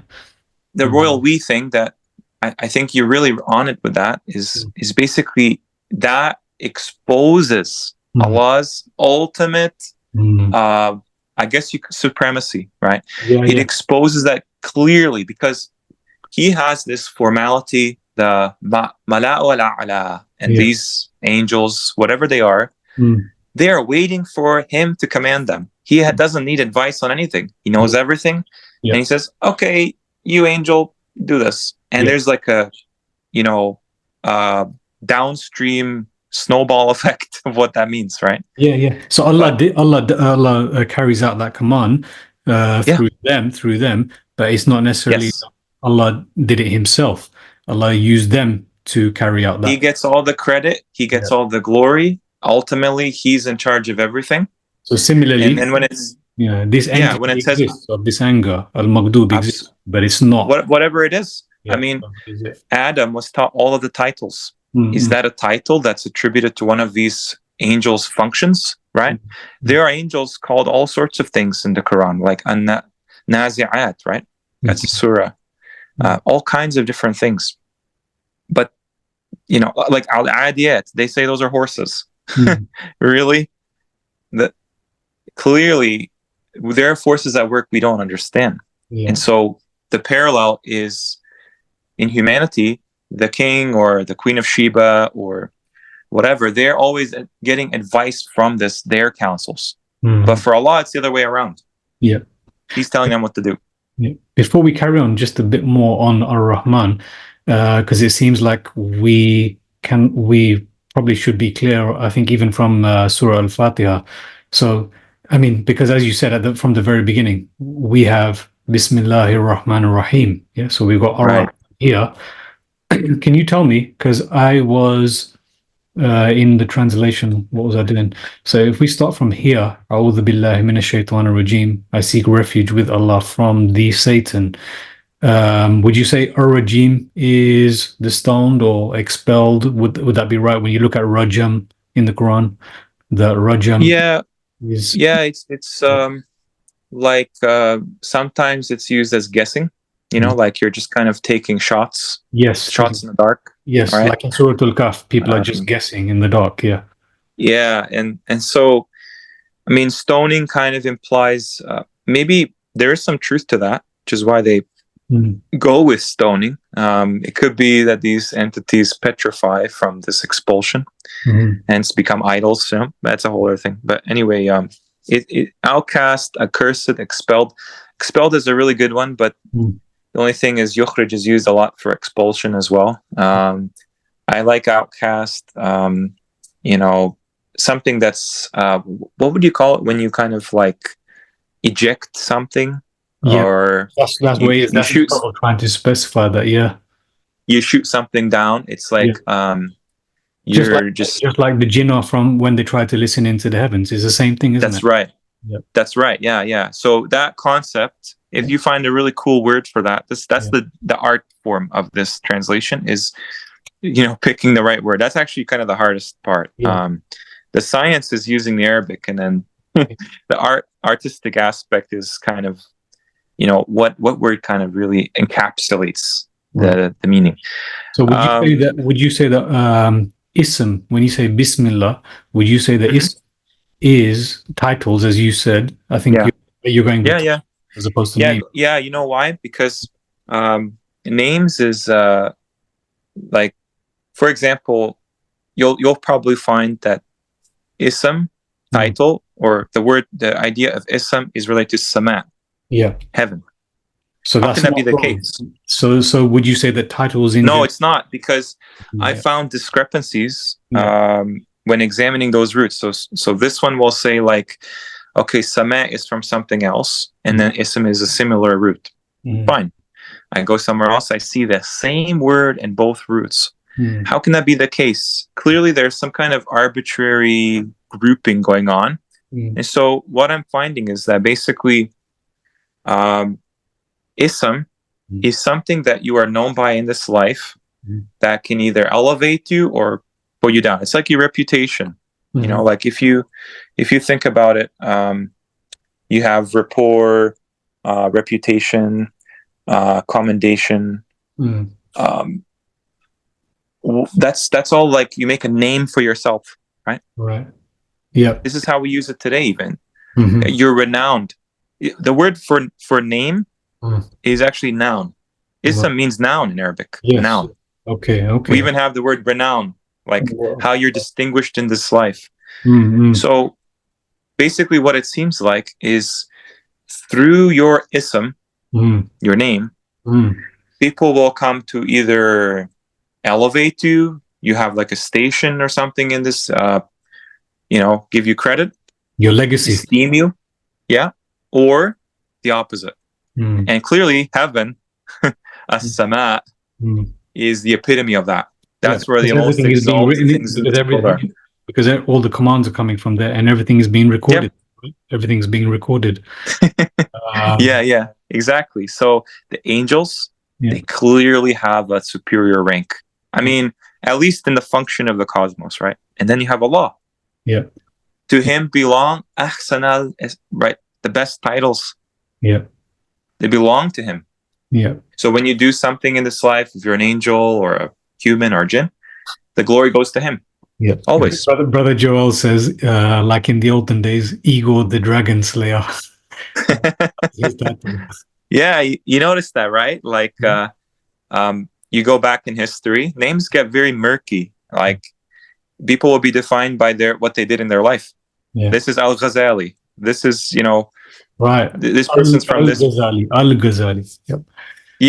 So it's like everyone gets a title at some point, right? And now we've we've invented this thing called surnames, where you just you're named after your ancestor, but your ancestor did something to get that name for you, right? Like Smith or blacksmith, right? I believe. Sometimes it's named after where you're born. Sometimes it's named after your, whatever it is. We've got So, those occupation. what you're known for. That's right. That's actually from our village. Those are our true names, not these surnames we create on our certificates. So we were actually known even within our villages by what we were known for. So we had those names. Yes, absolutely. Yeah, exactly. I mean, the Arab scholars or the Muslim scholars throughout history, if you were to put their real name on there, you spend hours trying to tell someone what their name is. Yes, it's like Ibn Fulan, Ibn Fulan, Ibn Fulan, Ibn Fulan. Yeah. So I removed the deity because I was believing what Sam Garan said about Allah being the God. So I removed that. No, I had the same misconception too, right? Obviously, because it kind of makes sense, right? He's Al-Ilah, but it did feel right. It would have said Al-Ilah, wouldn't it? No, you're right. It would have been that, yeah. Okay, so sorry. Quickly back onto Ar Rahman as we're doing this. So Ar Rahman, the cultivator. So I don't want to pull you away from the cultivator, but then therefore, what is Ar Rahim? Oh yeah, that's a good question. Give me just 1 sec. I wonder if I have it somewhere here. So what's very interesting too is if you let me find it. I think I have it somewhere in my notes. Ar-Rahim is kind of like, okay, if you go to the concordance, right? You'll find all kinds of words. So you can just play around with synonyms for mercy, right? Because they'll just put mercy. Everywhere mercy apparently has to do with the rahmah. And fine, I understand that. So you'll find things like kindness, compassion, leniency, charity, pity. Sometimes I'll kind of put a word out there like, I don't know, benevolence. Okay, what does that mean? You look at the definition. Same thing, kindness, compassion, goodness, consideration, decency. Most of the good rulers in history were known for being merciful. So when you go to a definition of it, right? Benevolence means the quality of being well-meaning and kind. And the etymology. Actually, you're right. Wait, that fits with cultivator, meaning because cultivator brings out the best of you, and the benevolent is always something good, as opposed to mal, right? That's what you're saying. Yeah, and the word actually means, I look at the etymology of the word, from Latin, from English. It means goodwill. That will is good. Am I right in saying you feel it's the benefit? What did you say? The beneficent. The benevolent. Right? The benevolent. We're used to seeing Allah as this tyrant and seeing Allah as this first thing to fear. We're seeing Allah as this thing that is emotional and selfish and stubborn. No, not at all. What do you think about Imran? Benevolent. Yeah, that's deep. I mean, that's think about this too. Also, I mean, when I know it just goes hand in hand. The cultivator can only be a benevolent, because there's nothing negative. There's nothing like bad about cultivating a plant. It's always positive. It's always growing. And you have to be very careful of how you grow it. You have to be very specific at how much water, how much light. It's kind of like you have to put love into it. You have to. And that cultivator is removing the weeds. Always, that's how. That's a bonus one. I didn't even think of that. And then when you put it up on the screen, I'm like, oh, great. Removing the weeds. Exactly. There's far more weeds usually than the actual plant you want, right? Nature, nurture. Brother Joel says nature, nurture. Yeah. Nature, nurture. And think about it this way. When you have those two nouns like that, with definite articles, there's a hidden of in there. Like al-Masjid al-Haram, right? Yes. The Masjid of the Haram. Oh, I see what you mean. Really, Al-Masjid and Al-Haram, when you put them together, what that actually means is, yes, the Masjid of the Haram. So same thing is, it's possessive. We're putting the same thing together. I see what you mean. Ar Rahman, Ar Rahim is actually the benevolent cultivator in a sense, basically. Or the cultivator. Or the benevolence of the cultivator. or the cultivation of the benevolent. Yeah, whichever way. There you go. Yeah. Boom. You Like can the see why nurture that of phrase is used nature. everywhere. Yeah. Mm. Yeah, that's what nature always goes to. This stable order, this equilibrium, right? Mm. And it's interesting that in the Quran you have people This that bit are needs to be called clipped at the beginning. This bit needs to be clipped at the beginning. This is very there's important. people called Rahimin, right? No, this is Benevolent. because you said that the Al-Fatiha is recited how many times in a day? But really and truly, Bismillah Rahman Rahim. You know, this is the one. Yes. This is in the Quran. This is everywhere throughout the Quran. The first verse in the Quran. Right. And and it's part of what we're trying to understand with Ar Rahman. Again, mashallah. My hat's off to you, brother Eagle. Please do carry No on. worries. Please do Think carry on. about it. It's like this life is incredibly revealing, right? And it's funny I mentioned Masjid al-Haram because all you have to do is just flip around the letters a bit of the root. Raham, Haram. Yes. Okay. Then you also have Hamr. Hamr is red, redness, you know, which is complementary to green, is it not? So and green and green is the middle color, right? And Ar Rahman in Bismillah Rahman Rahim is the middle name. Clearly, right? Clearly. It's just amazing. Allah's title, that's what it is. Bismillah Ar Rahman Ar Rahim. That's what it's saying. This is something Allah's this is the entire title, basically, from what we can tell. That's it. This is the entire. That's it. And think about this, right? There are lovely scholars. They can't even agree. I just want to clarify what I just said because we do. Know there are other adjectives, right? These other names or these other titles that Allah says call by whichever title. These adjectives, but I think we can clearly see that this is the title right here. Yeah. There you go. Yeah. You know why? Because that word ismi, like I mentioned before, it's a specific grammar case where it's like absolutely possessive, right? So one thing I struggled with in the beginning is, what do you do if there's no, like for instance, it's not bil ism and it's not bismin, right?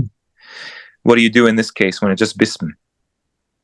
Well, I would just kind of put that after the entity that possesses that. So Allah's title, by Allah's title. If it said bil ismillah, it would be like by the title of Allah. Right. If it said bismin Allah, I would say by a title of Allah, right? But because it's in the middle of those two, you're going to find threes all over Arabic, this kind of, even the cosmos. That one I just kind of nested as Allah's this, like a little possessive thing in English. So think about it this way, like what you're talking about, and they can't even agree if this is a verse or just something that follows every surah except chapter 9. They have no idea anything to do with the mushaf they have in their hands. So what they do is they just constantly throw doubt in this book. I know. I've heard people even try to say stupid things like, "Oh, this confirms the Trinity. You've got three entities." Oh no. You know. No. But obviously, not at all. You have to study the whole Quran to know that that's not the case. And, you know. Anyway. It's beautiful, isn't it? How elegant. You have a proper name, Allah. That's the proper name. Amazing. This is the only discipline, philosophy, way of life, religion in the world that actually has a name, a proper name for the creator, the monotheistic creator of everything. Everyone else says the God or the Lord or something, but this is the only one, Allah. That's what it is. Then you have the actual title that follows, which is in two parts. So there's no Trinity there. I'm sorry. Maybe in the Bible you can find a Trinity with Yahweh or Elohim being plural. But even that, I mean, that means gods, by the way, so that's always going to be plural. But this royal we, it's already so obvious, right? That these servants from the heavens, right? What are they doing? They're doing exactly what Allah intends. That's why the intercession, people have confused with humans, right? Humans will intercede for another, like the Prophet. No. The angels are the ones Allah permits or denies intercession through. And what intercession means is basically like you're saved, salvation, essentially. There's no going around jumping through loopholes of, hey, I will get this intercession even though my account is bad. No. It's, do you serve Ar Rahman or not? Because that's who you answer to, right? If, like, for example, you have a business card, you're going to put your name and then you're going to put what's your status, right? Yep. That's how that functions. Yep. Who do you answer to? Bismillah ar-Rahman ar-Rahim. Right. And that's yeah. Okay, so seeing as we've gone through Bismillah ar-Rahman ar-Rahim, and I figured, seeing as we even touched on verse 5, and we looked at Bismillah ar-Rahman ar-Rahim and Ar Rahman. I thought let's just maybe have a look at some of these early verses in Ar Rahman. Sure. Unless, Brother Imran, you had something that you wanted to add. Let me see if because I kind of wanted to finish why light, which comes from Ar Rahman, why that's important to really fully understand. Because obviously the next verse I wanted to show was when Shaitan is sitting on the straight path. He's using this light, and he's going to be using this nature of the cultivator. And every time we look at these colors, aspects in nature, Shaitan's sitting there, and you're gonna see why these Masons, the Freemasons, and the LGBT, all of these, and biomimicry, all of them are denying Allah's favors. All of them are leveraging off of Allah, right? And they have to, because it's the best. The best way to do anything is the Sunnah of Allah is the way to do it. So. Hold that, because I know you got something on that. I remember what you were saying. Shaitan sitting on the straight path, and you mentioned, was this, how early was this here? Was this here before we were created? You were mentioning. Right. So when Allah said that, when Allah said, when Shaitan made a pact with Allah, saying that, I'm going to sit on the straight path, that means that path was already created. He has to have known that path because it already existed. Right. So what is the path? That path, I'm saying, I'm not saying that the Quran is saying. I'm saying that path is directly linked to nature. Right? Because there was no. I mean, I'm thinking just out loud here. There was no scripture that came down, because who did it come down to? Unless it came down to the jinn, which, I mean, I can't say that it didn't or not, but the path, it seems like, was nature. At this point, I mean, when this phrase was said by Shaitan to Allah, because Shaitan said, because you have sent me astray, surely I will sit for them on your straight path. On your so it's exactly. So this is directly Allah's path. Allah's path. So what is Allah's path? I would say it has to be a part attached to the cultivator. Yes. And cultivating has to do with nature. So I wanted to show this ayah, because when we look at this again, you're going to see Shaitan sitting there, and he's doing all these things purposely because he has to, because it's leveraging again off of Allah's creation. So just I'll just sum it up. So basically, this is one other thing that I just thought of now was, Allah says that he is the light, and light that comes from outside has to hit the soil, and water is needed. But it's interesting that soil and water are on earth, but light isn't. Light comes from the heavens. Do you get what I'm saying? So it's like Yeah, it's Allah's very light. interesting how Allah's light, all light. Yeah, Allah's light, essentially. Source. but light it's not on earth. You know what I'm saying? It doesn't originate from earth. No. It originates from Yeah. heaven. But the You have water all and three in soil that there. is needed, it's on earth. Mm. So Yeah, like that ayah too, brother Imran. Sorry, don't interrupt, but you have the nur, then you have the samawat, then you have the ard. So it's like the samawat represents the water aspect, doesn't it? The nur exactly. there you go. It's all three Exactly. there. It's all three there. So just to sum it up, so light in itself has 7 colors. Green is being the middle. Green is the middle color, and dark green, or sorry, light. The foods that have light in them are the highest in nutrition. The color of food which is best for us are green, and more specific, dark green.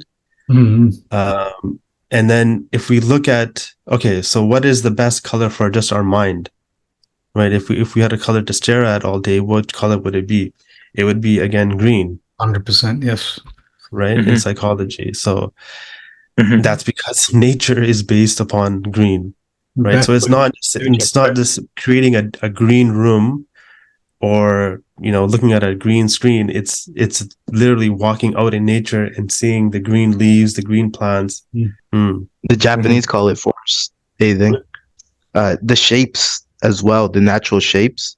There's no like sharp shapes, no sharp edges. It's all round, easy on the eyes. Those affect the eyes as well. Yeah.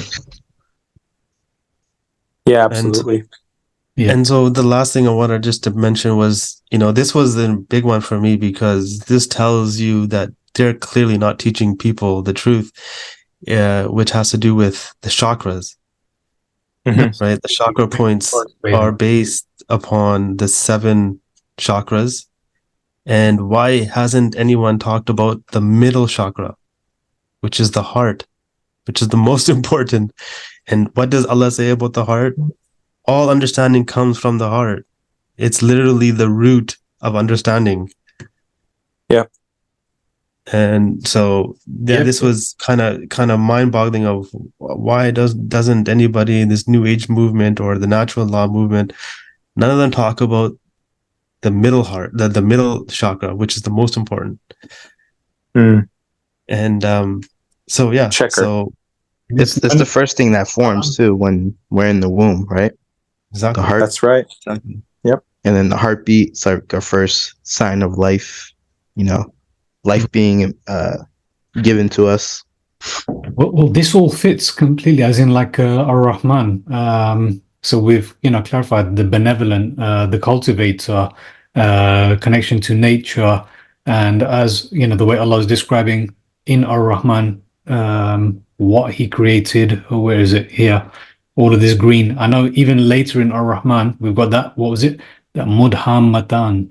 I don't know if anyone managed to do that. Where was it in the 64? Yeah, for 64. 64. Yes, thank you. So I haven't had a chance to get to here so far. But did you manage to get anything on this, Brother Eagle? No, not at all. I just want to highlight maybe something to keep in mind is the creator of the heavens and the earth doesn't waste any time in trying to explain things that we already know. Right. Even our ignorant amnesia. Very key thing about the Quran, absolutely. So when you see a verse with one word, okay, that one word has to mean something absolutely profound in every way. That's why it's in the Quran. It's a miracle, right? The same thing if it has 2 words or a sentence. A lot of the surahs in the Quran are very short, some of them. So we have to really broaden our horizons as much as possible when you see things like this. That's the whole point of reflecting on these ayahs. So whatever that means, it's probably something we would never consider without revelation. Yeah, sure. We will be coming back to it. Like I said, we can't do this whole surah in one session today anyhow, but I'll give you a good example, Brother Weiss. So for example, you know the word ghalib, right? Like overcoming and Yes. victory. And Yes. so there's actually an analogous thing, because let me see if I can find it. So Basically, ghulibat Rum, as far as I could see, am I right in saying that Allah says that He overcame Rum, and that they will be overcome again and further overcome? Well, the verdict's still out for me if they're the ones that overcame and they will be overcome, as because if you think about it, the believers are the ones rejoicing on that day. Exactly. This is the biggest giveaway of that bit. Yeah. Yeah. That, what you just mentioned there about when we'll be rejoicing and when. Yeah. What's very interesting, though, the reason I bring it up is there's a word from that root called ghulban. Yes. And it's in chapter 80, verse 30. Interesting, too. I just kind of, this symbolism keeps coming up, but you know, the concept of a Jannah being contrasted with Jahannam, right? The garden being contrasted with fire, the green being contrasted with red, the green traffic light with the red traffic light. You know what I mean? It's red and green everywhere, copper and iron, right? Anyway, Hada'iq Ghulban. That's something we'll have to really go into again with cosmology, because that's the word for garden there. Hada'iq. Oh, really? Hadiqa. Yeah, that's what garden is. Yes. I'm familiar with that. Yes. You know what's interesting too? You can probably tell right off the bat, Ghulban does not mean luscious or thick foliage. How could that be thick foliage when everything around that root is about a war, overcoming in a war? Overcoming, yeah. Overpowering, dominance, you know what I mean? Yes. Funny enough, though, we have this concept in the English language of victory. This is why people were taught that don't try to think. The Arabic language has multiple meanings, and that's not for you to figure out. That's not for you to figure out. Yep. Yeah. We have this idea in English language of victory gardens. Yeah. What do you see in that ayah there? Yeah. Hada'iqa ghulban. So it's basically like some kind of dominance or overcoming or whatever it is, decisive victory that is associated with hada'iq. And I'll tell you right now, that word hada'iq, that is something really profound. It's not just like, oh, whatever, it's a bunch of plants. No. This word hadaqa, if you look it up, it refers to like something that encloses us. Okay. Like a park, like an enclosure. These gardens would be wider than the cosmos, their perimeter. Okay. And it's only because it has that fatha ending, it's only regarding the hereafter. So the hereafter is basically Jahannam and Jannah. Jannah is like, the name implies something that's hidden, right? Concealed, like jinns. So there's nothing from that you can definitively say that means garden when you have this word, hada'iq, gardens. Yes, absolutely, yeah. I had no idea, but yeah, now that you mention it, I guess immediately, yeah. I mean, this is what we say. Other languages use these kind of words, for garden. That's right. And so Jannah, I mean, in Hebrew that means garden, but you can see why, right? And I get a nice idea, you know, like, okay, you plant a seed, it's hidden there for a while, and then it comes out as a plant. Makes sense. But specifically, if you look up, maybe one is like a vineyard, or one is like a garden, or one is I don't know. Well, different. I'll tell you right now. If you look up the definition of Jannah, you'll find gardens, paradise, all the other stuff you're familiar with. And then you'll find something like, it's used in a sentence like tax haven, you know, like you don't pay taxes in this place or whatever. That word haven, what does that remind you of? Heaven. Another English word. Heaven. Yep. Makes sense. The definition of a haven is a place of safety, but it's also a harbor or a port. A refuge, place of safety, harbor, port. Allah tells us all the time, enter aminin. The refuge, the asylum, seek refuge. With trust, Maw'a, the refuge, Jannat al-Maw'a, right? It's a haven. There's another word to describe the same thing ultimately. Yeah. It's a safe haven because basically the people that enter here are going to have a front row seat to the destruction of the worlds and institution of the hereafter. Safe from all the stuff going around them. That would be amazing. And when you think about a harbor, right? What is Jannah described with regarding Surah Ar Rahman? You have the coral and the what? Pearls. Yep. Coral and pearl, yeah. You can see why they called that place Pearl Harbor. Jannah is referenced with pearls all the time. Oh, yeah. In fact, the people that enter there, people have actually entered there in some cases because the messengers are described as saying, where are your bracelets of pearls and where are your gold and all this stuff that you need to enter? The angels give you, right? So not only is this sea that Allah describes in Ar Rahman, يَخْرُجُ مِنْهُمَا اللُّؤْلُؤُ وَالْمَرْجَانُ. That's al-lu'lu'. So that's something, okay, so when you see like al-lu'lu', so I can pull up, like pearls, okay? But whenever pearls is mentioned, you're talking about people in Jannah. You're talking about lu'lu'an, right? Yeah. Like circulating among them are these ghilman as if they were pearls. Yeah. You have likenesses of pearls well protected. Yeah. It's just about Jannah, the whole thing. And this sea, whatever it is somehow associated with Jannah. The other one is with coral. And so what you want to strive to do with this Quran is find the symmetry of all of these concepts. You can derive so much with everything that's given in this book. So yeah, it'll admit those who believe and do righteous deeds, they will be adorned therein with bracelets of gold and pearl. Gardens, jannat. Gold and pearl, okay. Gold and pearl. Right. Garments of silk, right?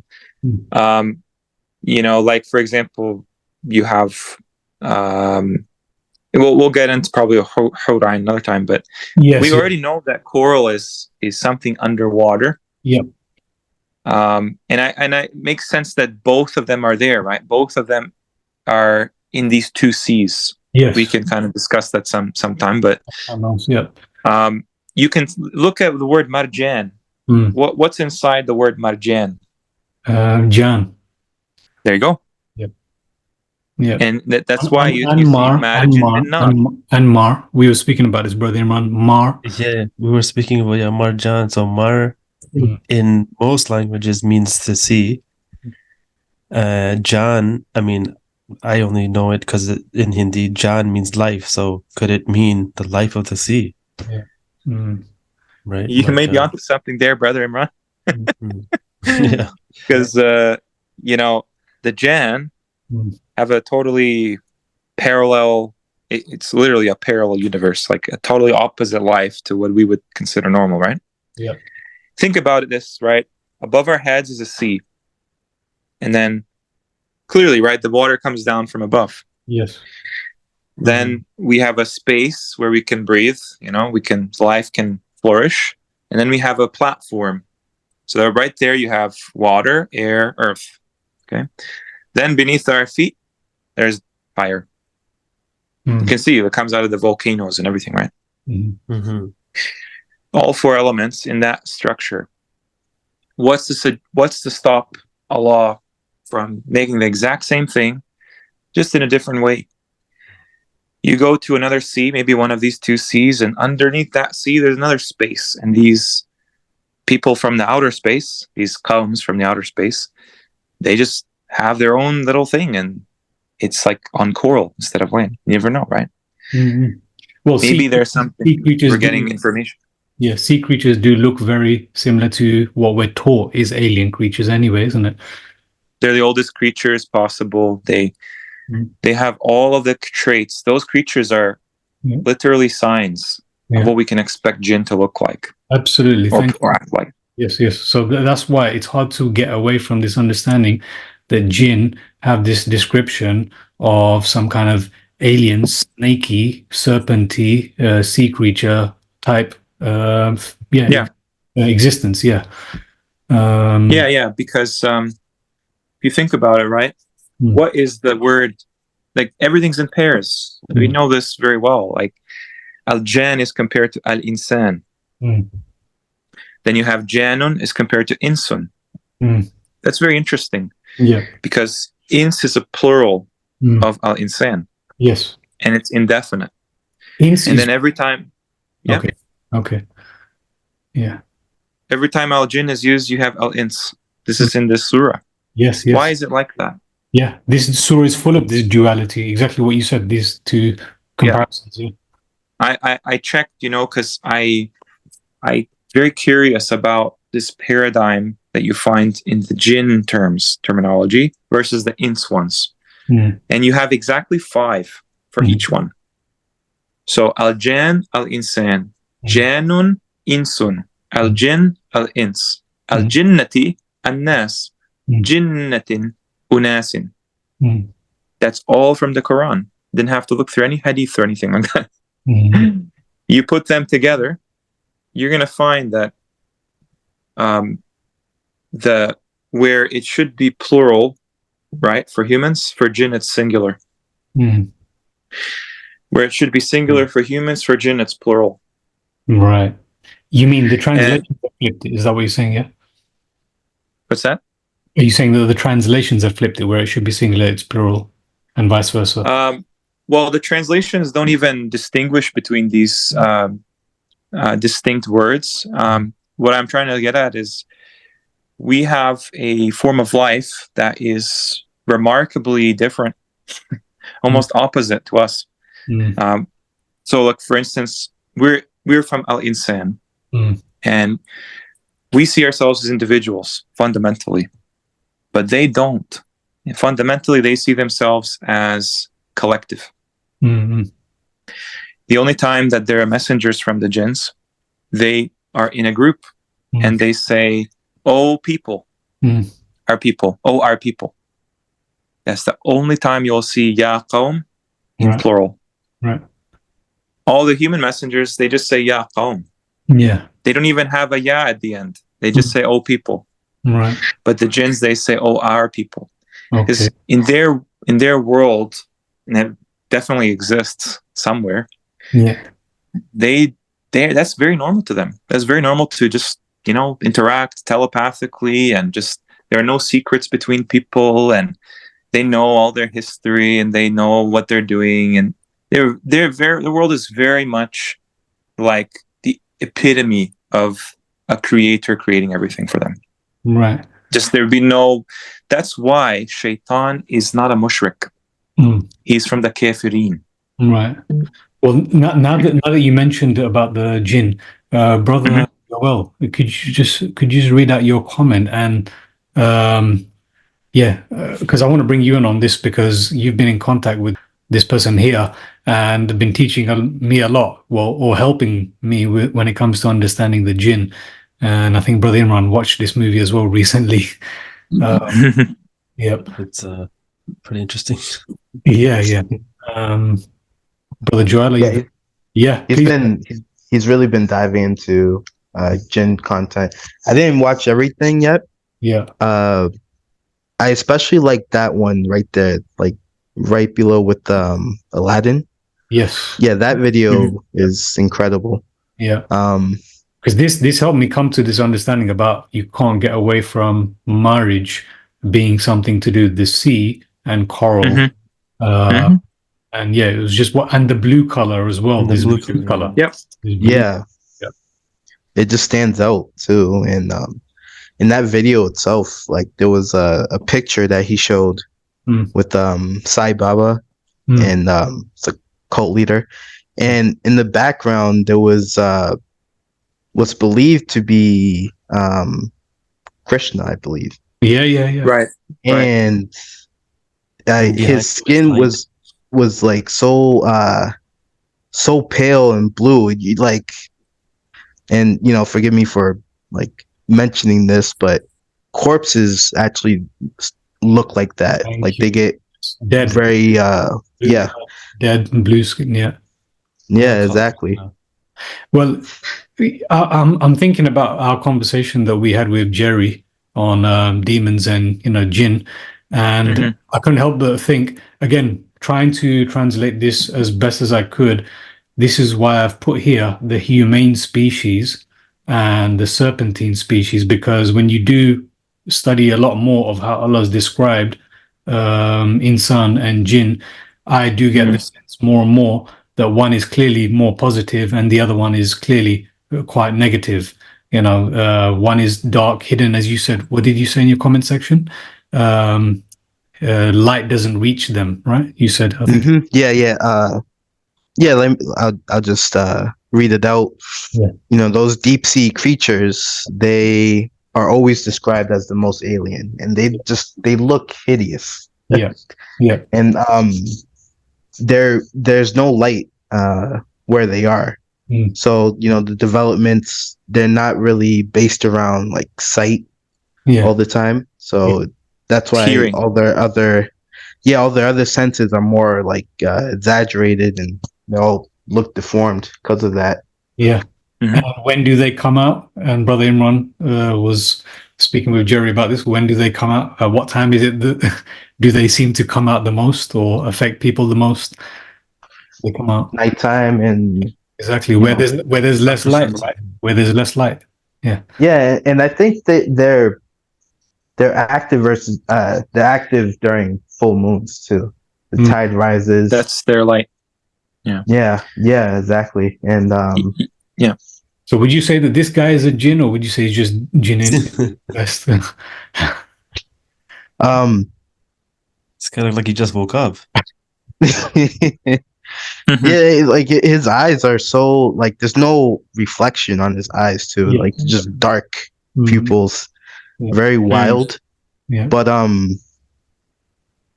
there was a picture just there with two people. It looked like they were drinking from like a conch shell or something. Right. Yeah. I think those were like some form of psychedelics, because I've heard commonly as well that people who go on those trips, they see blue entities. Yes. All the time. Yep. That looks like this. Yeah. Right. Yeah. So that's interesting. I just want to. You got the serpent here. You got this. Yeah, I just want to mention one more thing about serpent. Chinese dragons, they're always like aquatic, and we know there's waters above too. So if we're always like hearing about dragons, and they scales, fish has scales, it's all like aquatic features. And some of their horns actually look like corals. Yeah.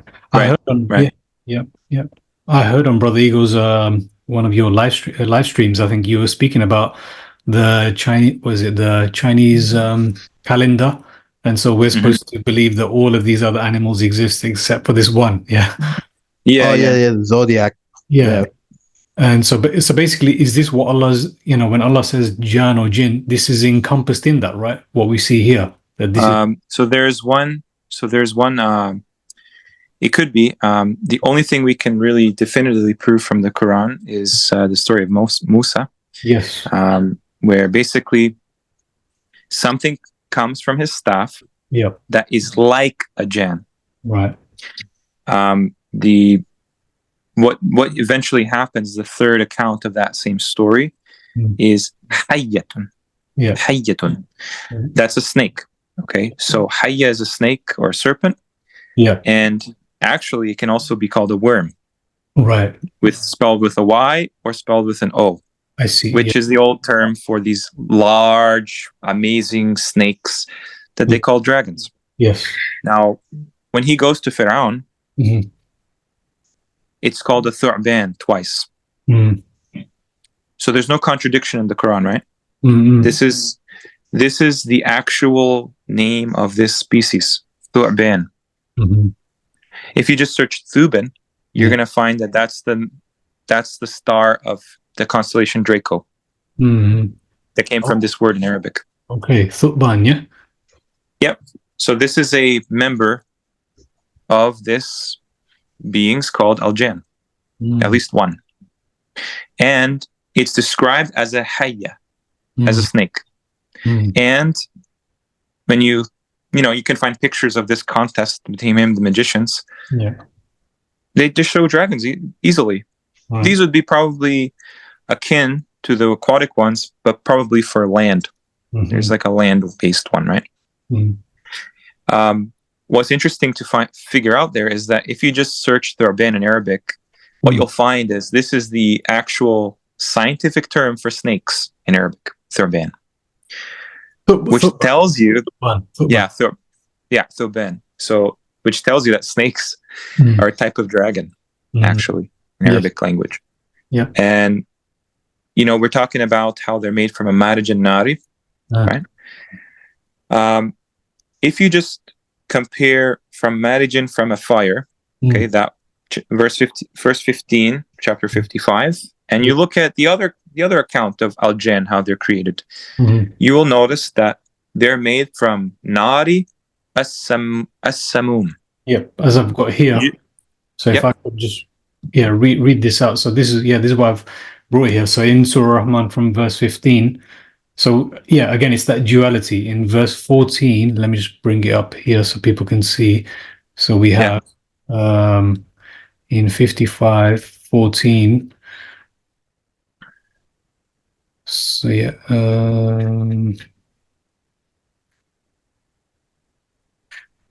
okay. So very soon into the surah, we start off with that verse that's repeated 31 times. Straight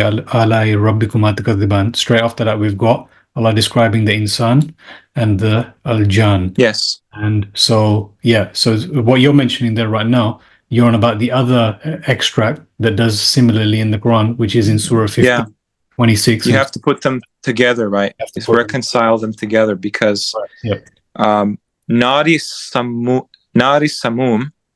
I looked at what that is. So if you put that together, what you get is the Jan are made from a marigin of as-samum's fire. Right. That's what it says, because it doesn't specify the fire, but then you see together that as-samum is a toxic place that clearly will have fire.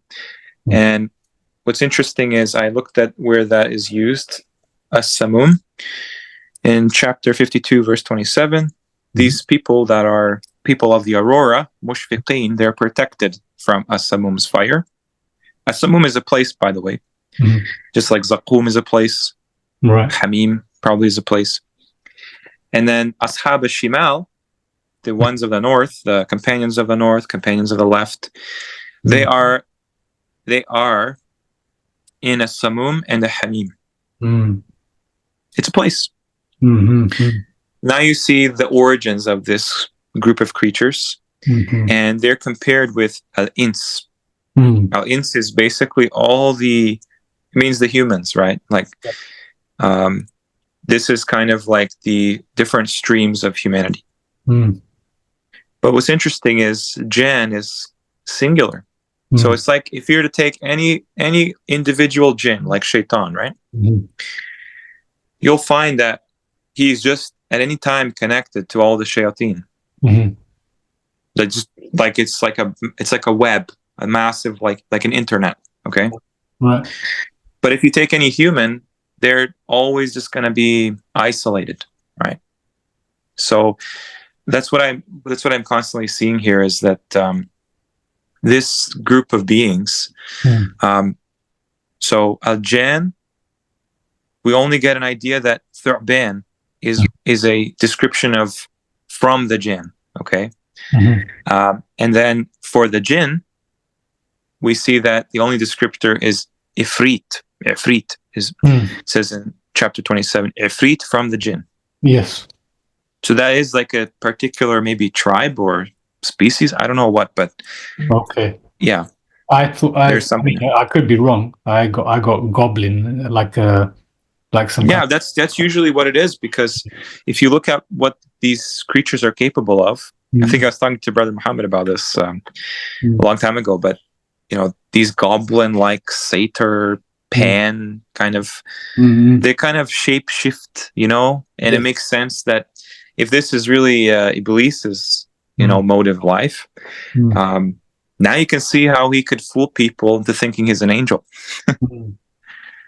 That he can conceal himself very well. In fact, the underwater creatures are the best masters of disguise.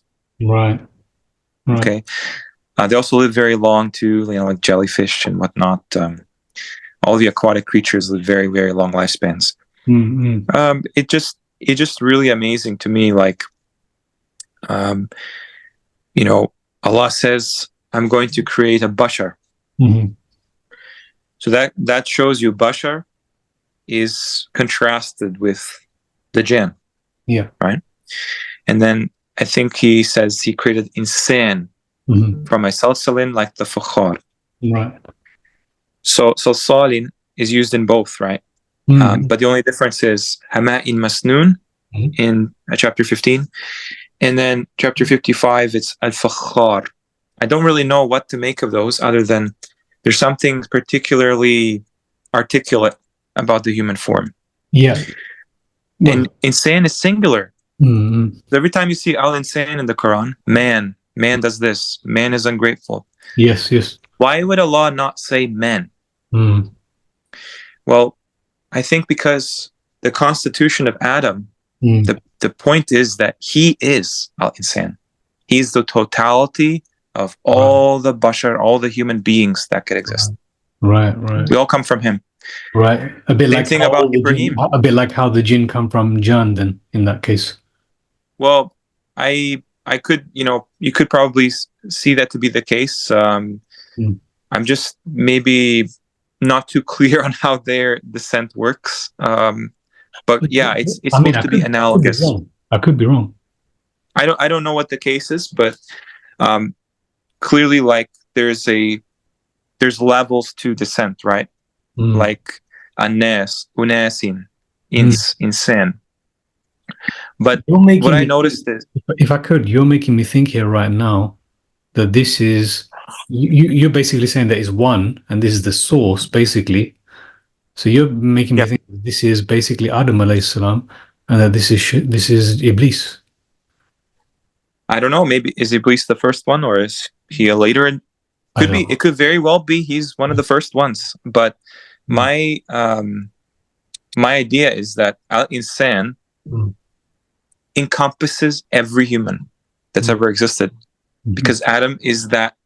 There's a verse in the Quran says, like, does al-insan not know that there was a time when he was not even spoken of, thought of as a thing, right? So clearly that was a new modality in this realm. And when you say al-insan, you're talking about every human being from Adam at the same time, as well as just Adam. So Ibrahim, he's an ummah, even though ummah can be more people now, right? Nuh, he's a qawm unto himself, even though all the qawms come from him, from humans. Yes. Israel, who would Israel be then? Sorry, be the father. Yeah, sorry, Brother Imran, you saying? Yeah, Ibrahim alayhi salam was a nation himself, right? Yeah, he's an ummah. Allah talks about humans this way because this is how humans work. They're individuals of a collective, and jinn are like the opposite, collective of individuals. So when Iblis extricates himself, he says, "I this and I will do this and I will." That's a very strange thing to jinns. For us, what is our salat all about? Allah says your salat, their salat. It's specific, right? In addition to us salat.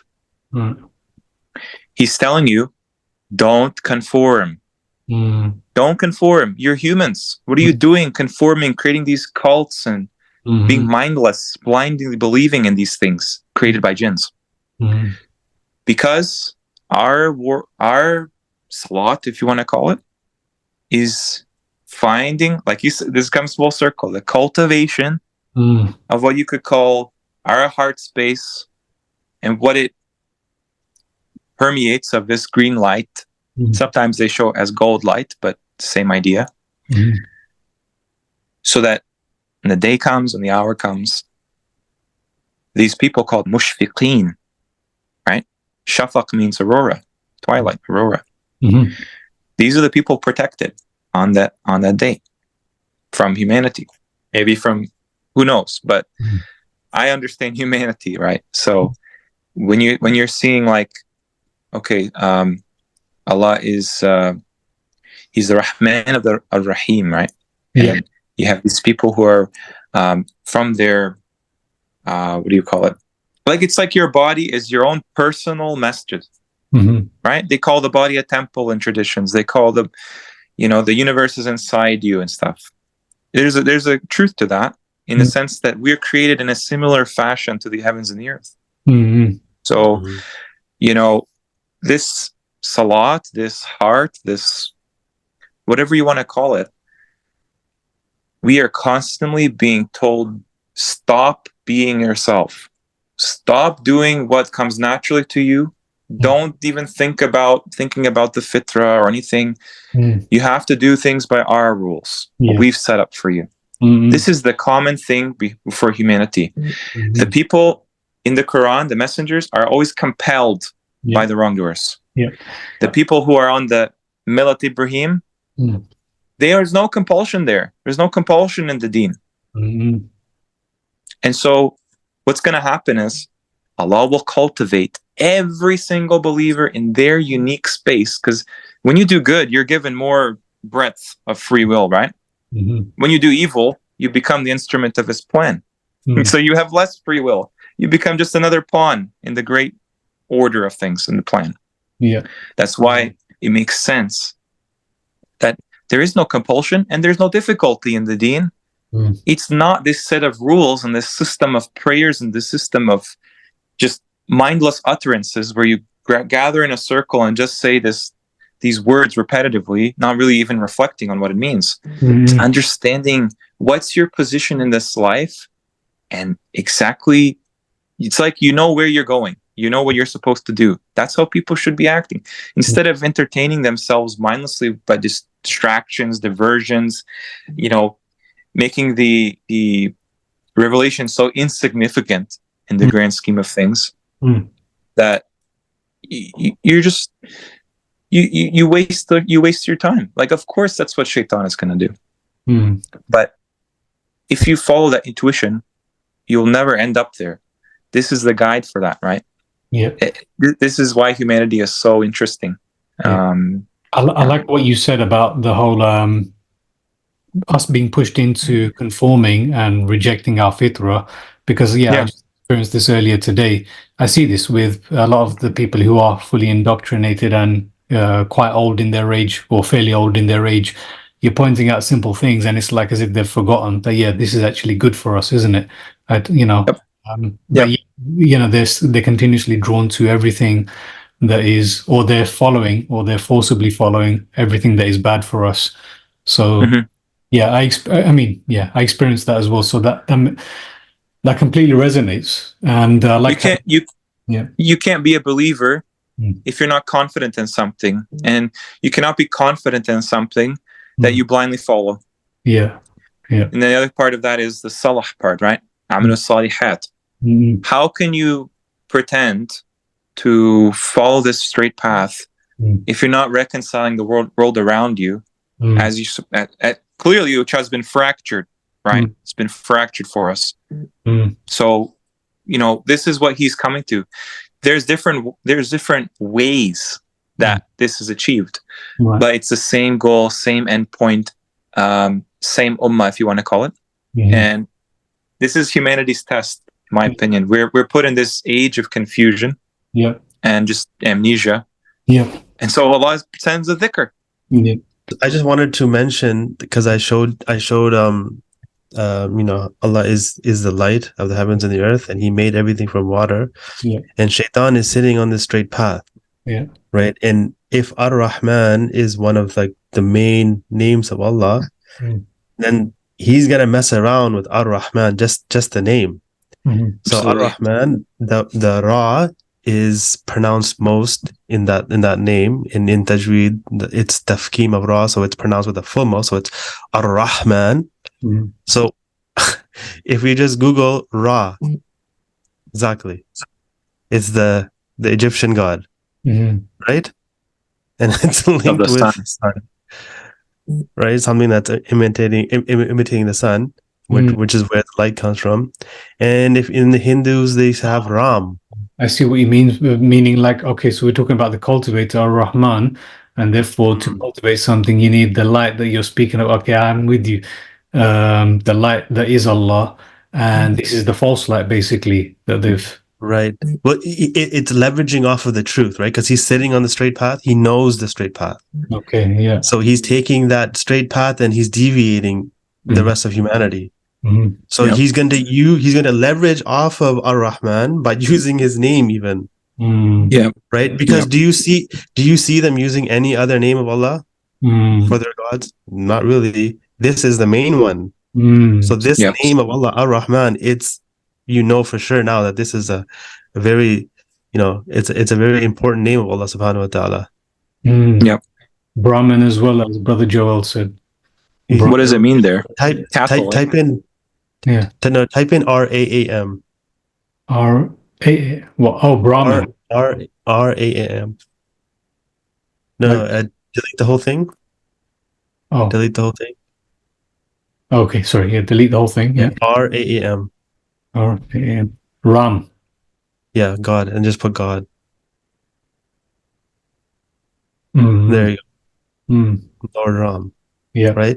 Is Brahman another one that Brother Joel was saying? Brahman, I think, is it's the caste. Right? It's a Hindu caste. They have a Hindu caste family system. Yeah, sounds. And so we thought that maybe they got that from Ibrahim, right? Because he's the highest family. It's the family upon which it looks freakishly like Rahman. So yeah, it's right in there. It's just the B. Yeah, I know exactly. The B is Rahman. Rahman. Yeah, right. It's so even with with gods, even with words, because English is the ruling language, right? In this world today. So even with rain, rain, ray of light, right? It all comes from the cultivator. Yes, it has to do with cultivating. Yes, rays of light. Yes, rays of light. Rays of light, and then what do they call Lucifer? Lucifer is a bringer of light. Light, yeah, right. So they are clearly miles ahead. Yep, ray of light. It's interesting. It's quite interesting to see how Shaitan is leveraging off of it, and it's quite telling of what's the straight path, because he's there. So he's gonna, wherever you see this. So even in occultism, what do they teach? They teach it's the seed of life. It's the flower of life. Has to do with cultivation again. Exactly. Yep. The grazing cattle eat the green grass to create red meat, which contains the color green in it, right? It's like everything that you see as color is reflected officially in science. So that would contain the green light in there because they're complementary. Even the Hindu kind of priests, like the Sai Baba, he wears orange because his deities are blue. They're complementary colors. You see kind of like the same thing. A lot of times, like what you were saying was so interesting about how Ra is a sun god. Then Brahman is it's like the first thing you come up with is a cow, right? A baqarah. Yes. And then the next one, Ram, is a blue kind of jinn creature. Okay, what is it saying? These are your gods that are attributing equals partners, right? Yeah. Like they're the cow. Then you have the sun, Ibrahim's story. This is my Lord. No, this is greater, right? Kabira. It's like he tells his father, don't worship shaitan. And then he says this is Akbar instead of Kabirati. So it's like shaitan would of course use the sun, the most important light in our world, for life. And then you have Ram, this kind of blue thing, right? This like obvious kind of allusion to jinns. And this is exactly what Allah claims we are doing. We are taking sons of God from the jinns. That's it. Yeah. Do you give Allah sons? And you call the angel's daughter, and you call these jinns your sons of God, right? Yeah. So it's like, even the word son, like you're saying all the homonyms, right? Right, Brother Imran? Like, son of God and son of God. Yeah, exactly. Which one is it? Have you ever seen the Holy crazy. Spirit is like a sneaky blue genie? And I like how and Ra is the sun god, and sun is spelled with the S, and S is the number 90, is the 19th letter. Mhm. It's all, like they're trying so hard to code it, to sound like it, to deceive people from the real Ra, right? The tafkeem of Ar Rahman.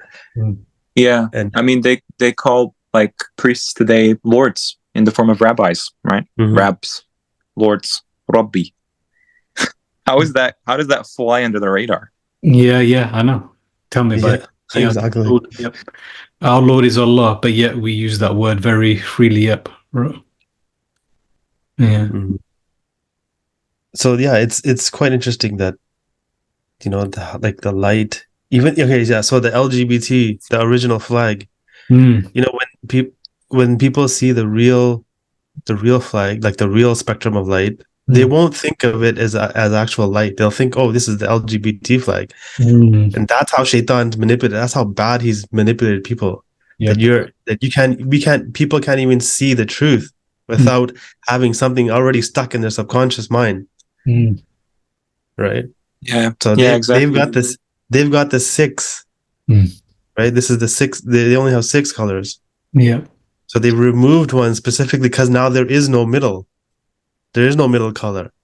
You can't find the middle path. Right? Obscured. So it's obscured, exactly. So the real spectrum of light.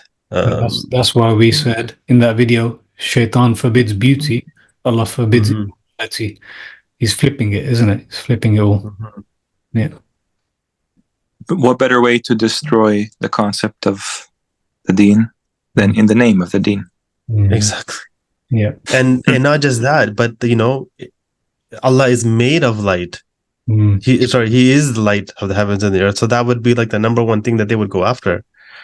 Right? The original form that gives life is light. Yeah, that's what we have in the Quran, isn't it? They say that Allah's hands are tied, that we are the ones that humanity needs. We are the ones that are here to provide what humanity needs, and therefore, hijacking absolutely everything, making deceived by Iblis.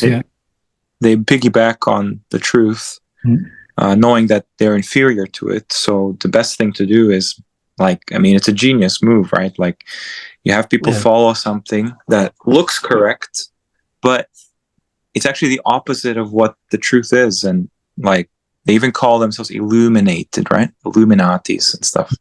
Exactly. Again, with light. When Allah tells you very clearly the illumination, the ishraq, is from the earth for Allah. And one other the thing, light of her, when Musa went to Fir'aun, Allah says that his hand turned white, right? Because white encompasses all the colors, right? When you want to draw a color for light, it's going to be white, right? So that's, I'm thinking this is why Allah specifically said that his hand turned white, is to show that this was the nur, that this was the real light. Right? Light isn't just from the sun, it comes from Allah. It can be within you. Oh my God, I just saw something here. Is this true? Know your 114 chakras. Is this even true? I've never heard this before. I'm just looking at this now for the first time. Know your 114 chakras. That is not a coincidence. Yeah, also like how chakra is, sheker as well. So yes. Earlier, I like what and it's even chakra is kind of with a sheen almost, right? Yeah, like Shaitan. the shukr. Like the ch sound is like kind of in between a j and a sh, right? Ch. So they can use any one of them, but Shekhar definitely, 100% fits, Okay, so again, so Ar Rahman, Iblis is sitting on the straight path, and we can see this. Like it's it has to do with something as simple as light, and all of this is based upon the cultivator.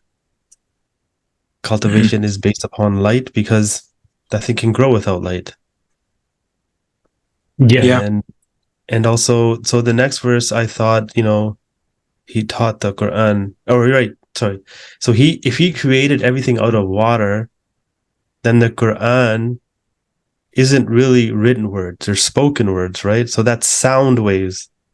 Sound waves comes from water. So it's quite telling that this is very advanced, because sound waves, you can't manipulate sound waves on paper. Yeah, I agree with you that basically the origin of what we call the Quran today is a sound. Yeah. Preceding the light, in my opinion.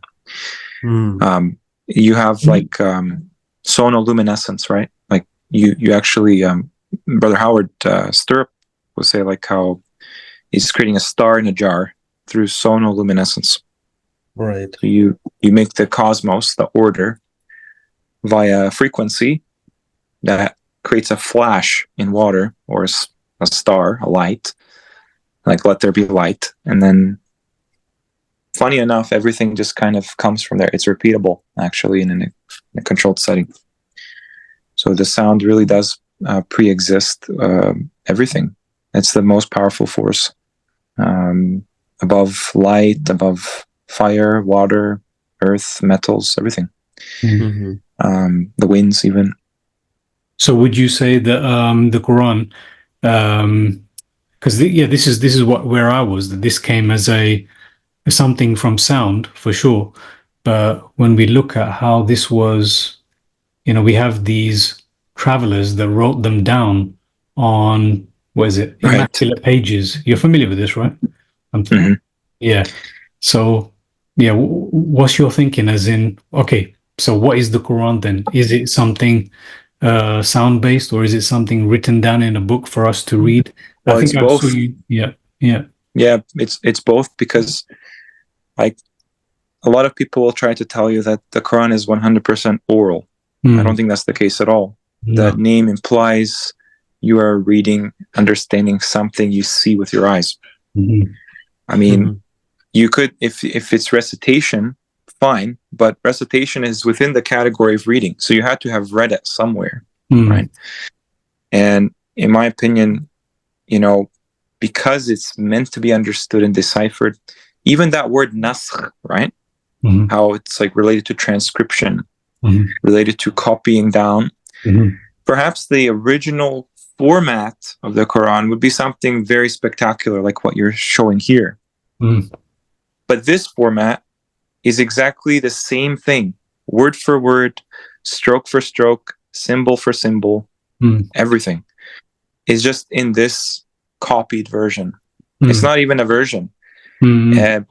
Like, you can't let anyone tell you that there's any change to the Quran. The Quran is all oral. It's protected by memorization. Nope, not at all. There's no word for memorization in the Quran. No, there isn't. Yeah, it's just guarding. Just guarding. Yeah. So, hypothetically, if you were the, Ma'ashar Jinn wal Insi, all you have to do is burn all the Qurans, kill all the Hufaz, and there you go, you're good. Nope, they'll never do it. They can never do it. They tried to. They admit that they tried to burn all these Qurans in Egypt. They probably killed so many people memorizing the book.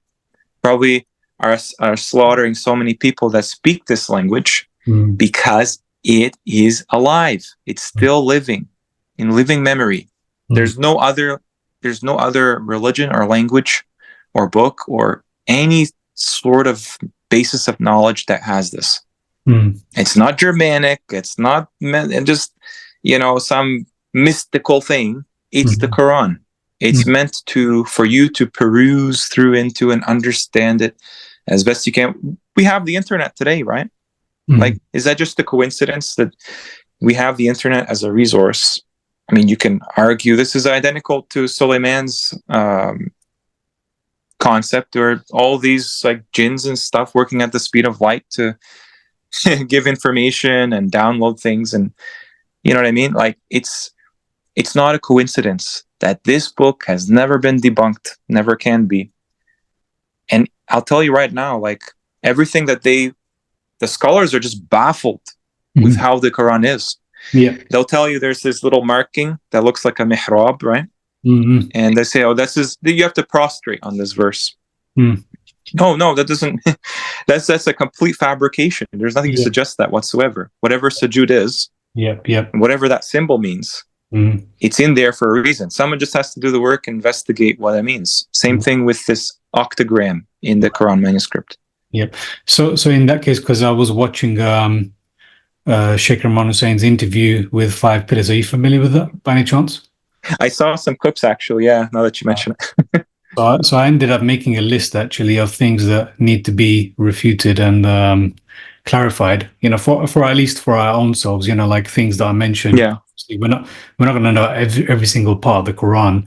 It's us studying from what we know and trying to study more. And but yeah, clearly we already know that there's something wrong with what is being said. For example, you know, when Surah Al Rum is mentioned, you know, what does that actually mean? What does that actually say? When phrases such as "they will be closest in love and affection to us," you know, and they try to say that, oh, that's the Christians, so there's going to be a time where the Christians are going to be in love with, you know, the Muslims. Anyway, so these things were mentioned. Yeah. One of the biggest things, the controversial things, was the reason why I mentioned is because you're talking about everything is exactly intact, with the Quran. Now, one of the things that was brought up was, does he believe that the harakat are part of the protection of the Quran? And so now, as far as I can see, the great work that you've been doing, you're saying every single part of this, right? Every single part of this Quran is exactly protected and preserved. So if that's the case, does it mean what I think it means, that all of these people presenting these manuscripts to us, they're all not what the Quran was? No, of course not. Of course not. Imagine you're given a book from the Creator. Yes.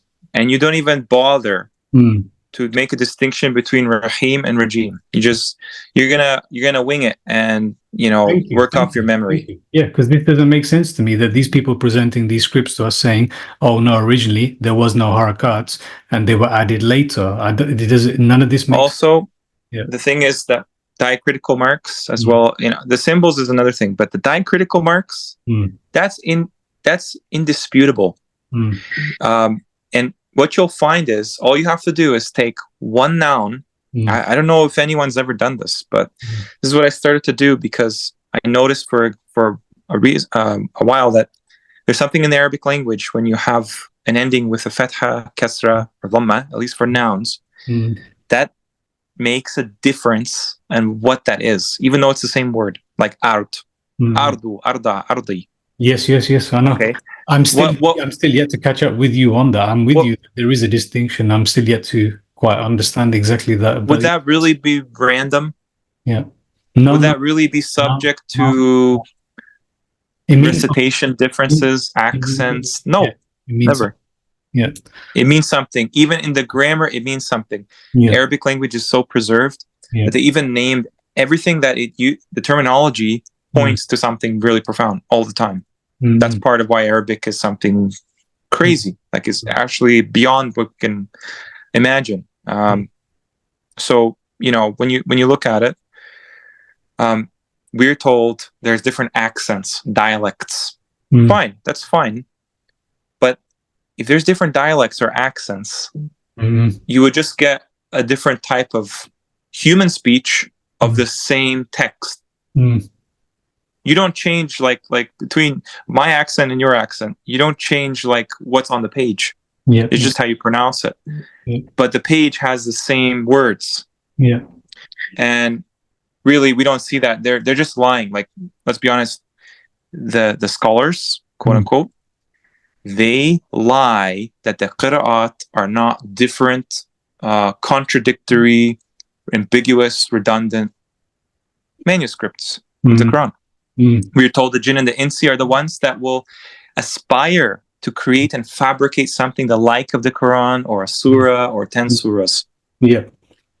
Why is that language being used? It's like Allah is telling you, look at this book, look at what they claim about this book. The people that are supposed to be upholding it the most, they actually believe in it the least, it seems. Yeah. And it just, these diacritical marks, they're not random, they're inseparable, let alone the dots. They didn't even bother to put dots on the letters. Really? On the I mean, Kufic is one thing. That's artistic, you know. There you have calligraphic styles that are artistic, but this is a mushaf. Yeah. Right? Like you just pointed there, suhuf. That's something that's really lofty when it's discussed in the Quran. Right. Other than that, I mean, a good one to look at is this thing called Rabul Hizb. Okay. So the Quran's divided into ahzab. Apparently, this is what they tell us, but it doesn't work. 30 sections divided into 60, divided into 240. Okay. Right. So each 240th of the Quran is called Rabu al-Hizb. You know what I found? It doesn't even apply. There's not even 240 of these little symbols, like a 8-point star, which you would expect if there's 30 divisions of the Quran that they recite one day of Ramadan. Maybe there's 100, not 240. They lied. They just blatantly lied. Nobody cared to check. And if anyone were to go for all those verses that have this Rabul Hizb, this octagram, what they're going to find is it's never ever the first ayah of any surah. Never. And basically, you know, most of what they claim is where the juz'a starts and where it ends is all conjecture. There's actually nothing to prove the Quran is divided into 30 sections. Yeah. That much is, that much we knew when we used to follow Sheikh Imran Hosein anyway, where did this come from? That obviously these surahs in themselves are powerful. I think, and it's funny because when we don't have an answer, what do we go to? We say it's a scribal error. Why? I thought we're supposed to believe in this book, right? Sam Gerrans will make that about chapter 9, where it talks about the mushrikeen and Masjid al-Haram, and he'll say like, oh, this is a scribal error that we're hindered. We're not supposed to go to Masjid al-Haram. That's you know, you could say it's abrogated. Right. And then Imran Hosein will say about Isa, right? Oh, this is talking about Isa, but the word ilm is incorrectly transcribed. Yes, I know. They all agree on that. It's only those who study this properly will say that no, we've got it wrong. We have to understand this Quran, and then we're going to understand it better what it actually says. And we do get those answers. It's only when we're trying to impose other texts or our beliefs of our understanding of the reality of the world that we try to twist things as they do. But yeah, just a little bit on that for me, if you can, because Brother Imran did mention about the sound, and I'm completely of that, because I wanted to say, even though I've written this document about the Quran being the reading, right, because I've looked at all of the verses and they do make more sense when you take the Quran as a reading, because what Allah is saying is the response of these people. This is the only reason why I wrote it. I don't write anything unless I've looked at every single occurrence and it makes sense when or what there is. So when it comes to the reading, this is why I've even I've put this at the beginning of the book as a chapter, and I've shared this because for me it would be dangerous if I got this wrong and that the Quran is reading and that it's something oral. I'm with you that it is something oral, because something that you read is something that is oral. If you're reading, it is something that is oral. But the thing is, the reason why I had to emphasize that this is a reading is because everything starts to make sense when you look at those verses as reading. But whereas when you look at them as recite, how are people supposed to get angry at you when you're reciting something that doesn't make sense to them? How are people are supposed to be guided by something when you're reciting something in a language that doesn't make sense to them. There's all of these things start to make sense when you look at it as a reading. And our shocking response that we're supposed to have, how are we supposed to cry? We only really cry when we read something and we're like, wow, as we do as students of Quran. When we're reading this, we're like, wow. And then we're like, then we literally drop to our knees, our jaws drop. I'm not denying the power of the Quranic Arabic recitation. In fact, it's necessary. I believe it's absolutely essential. And this is actually my concern. How do we emphasize both? How do we emphasize the need for understanding this as being something to read and understand and study, and at the same time not neglect the power of this Arabic recitation? There's a way. Yeah, there is a way. And I'm glad you brought that up, because I think the way clearly is to have consistency in the meanings of the vocabulary in the Quran. That doesn't exist yet. And in fact, like a good example is shubahat. This is what we told in Islam means doubt. I open up the Quran, doubt is rayba. Shubaha means a likeness. Yes. So where is this coming from? How can they just swindle us like this? Wait. What we need to do. You say doubt is rayba. Well, this is from their understanding. I'm showcasing how it's conflicting all the time. Arabs will never use the word shubahat for doubt, and this is what you're told as a student of knowledge, quote unquote. This one's closer to being suspicious. This word, I looked at this word is closer to being suspicious, something fishy. So that's actually our faith. No, I'm glad you bring this up, because that's actually our faith book. It's always like this, right? It's always like this, that we are just stunted at every turn when it comes to the Arabic compared to the translation. And let's just pick English, because English, everybody has some concept of English. It's the most really inclusive language. It draws from every vocabulary. So let's just say you have a Quran in your hand. There's Arabic on one side. That part's always been the same since day one. Then the translation is literally just the extracted mirror image of those words. And let's just say you take one word in there that's repeated, like khalaqa. Every single instance of the word khalaqa is the same, concording the same way. That doesn't exist. Doesn't exist yet. Maybe Allah is trying to give us a hint. Hey, maybe you guys have all these ala'i. Maybe you should try to work on that you have a 1-to-1 ratio, right? And maybe, okay, I understand the limitations of English compared to Arabic. But what will happen is, if you have that consistency, right? This is a consistent revelation, right? Then what's going to happen is, when you read it again back, you're going to realize something. You're going to realize that now tafsir and all that stuff cannot work. And maybe this is how mankind will remember collectively, individually, what this story is about. What our future, what we have in store for us. So, this is the ultimate goal we can ascribe to. Like, we don't even know the names of what the prophets mean, their names. We just think it's from Hebrew or Greek. Has anyone ever looked into what their names mean? They don't even distinguish between the meaning of Muhammad and Ahmed, some of the most common names in the world. They just both mean praised one, apparently. No, it has to be a mindset that when you open this book, this is not light reading. Right. So I just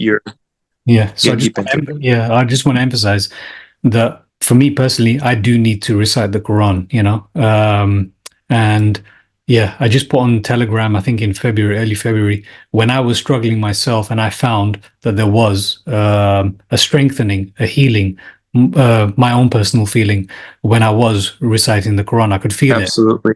There is a change. Absolutely. Just do it. Allah says, "Qul." Yes. Just say these things audibly, and then read things written as well. Think as well, because if we don't utter the words, you're right. You do lose some of that. You lose a lot of that.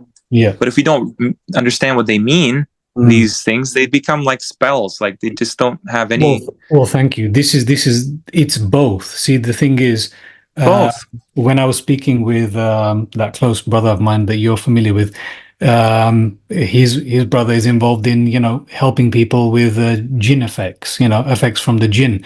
And clearly whatever he does work, but does it last? No. So what is it that is what is it that is actually the problem? And I think even those who aren't following the Quran and those who aren't labeled as Muslims, they recognize that not living the truth is the ultimate magic spell. Yeah, not living the truth is the ultimate magic spell. So similarly, it's the same thing. We need to understand, as you said, we need to understand. We need to follow that.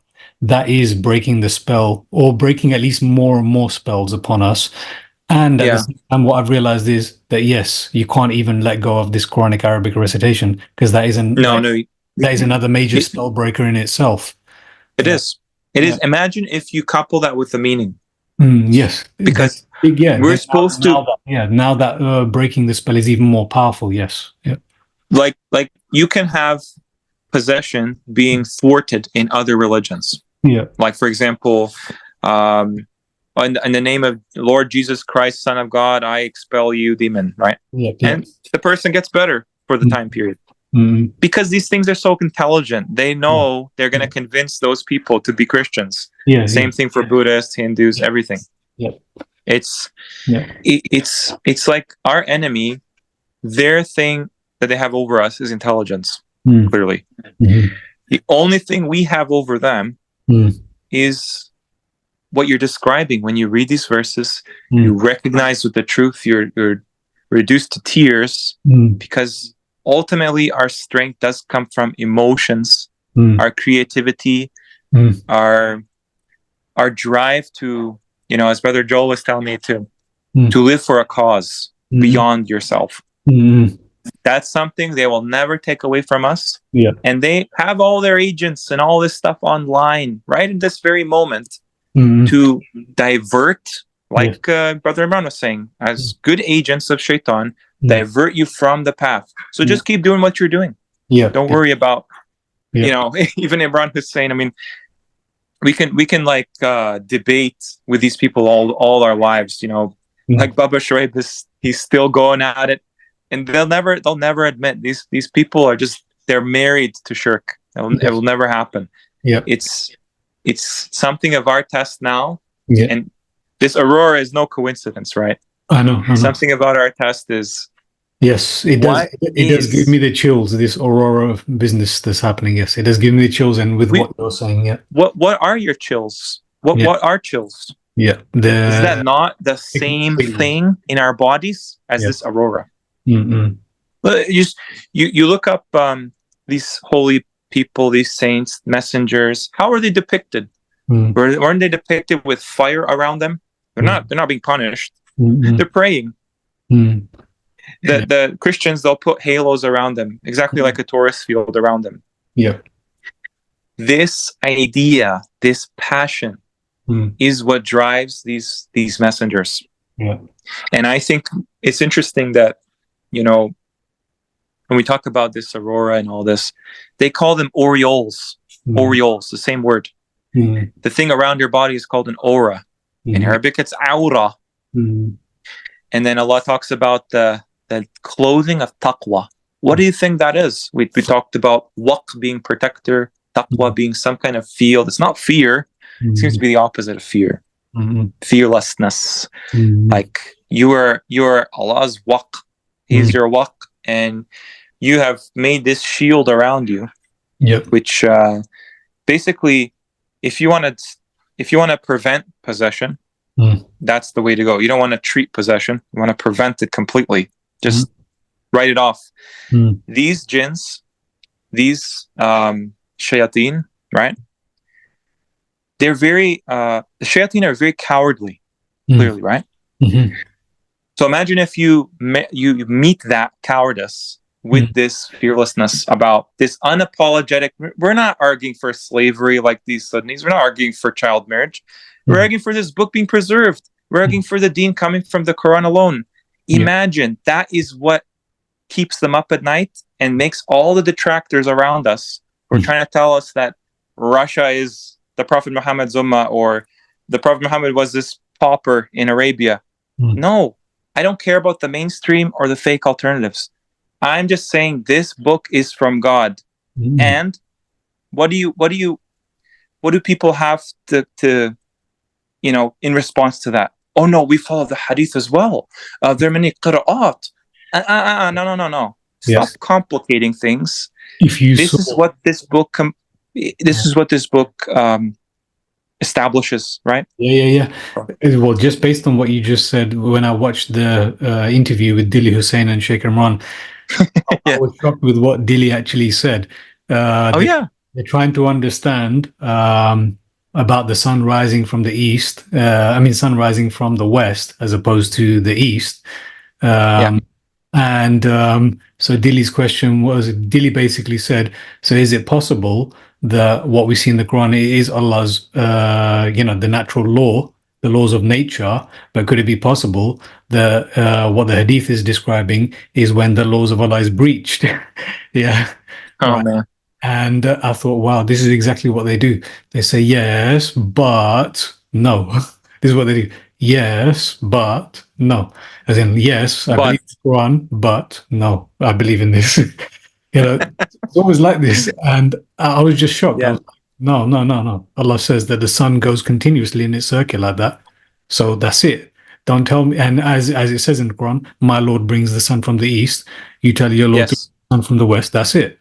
Don't tell me, at one point that's going to be nullified. Yeah. No, you haven't studied. Look, what you need to, if you studied it, you would have found that no, the sun in the end is going to be rolled up, is going to be joined with the moon.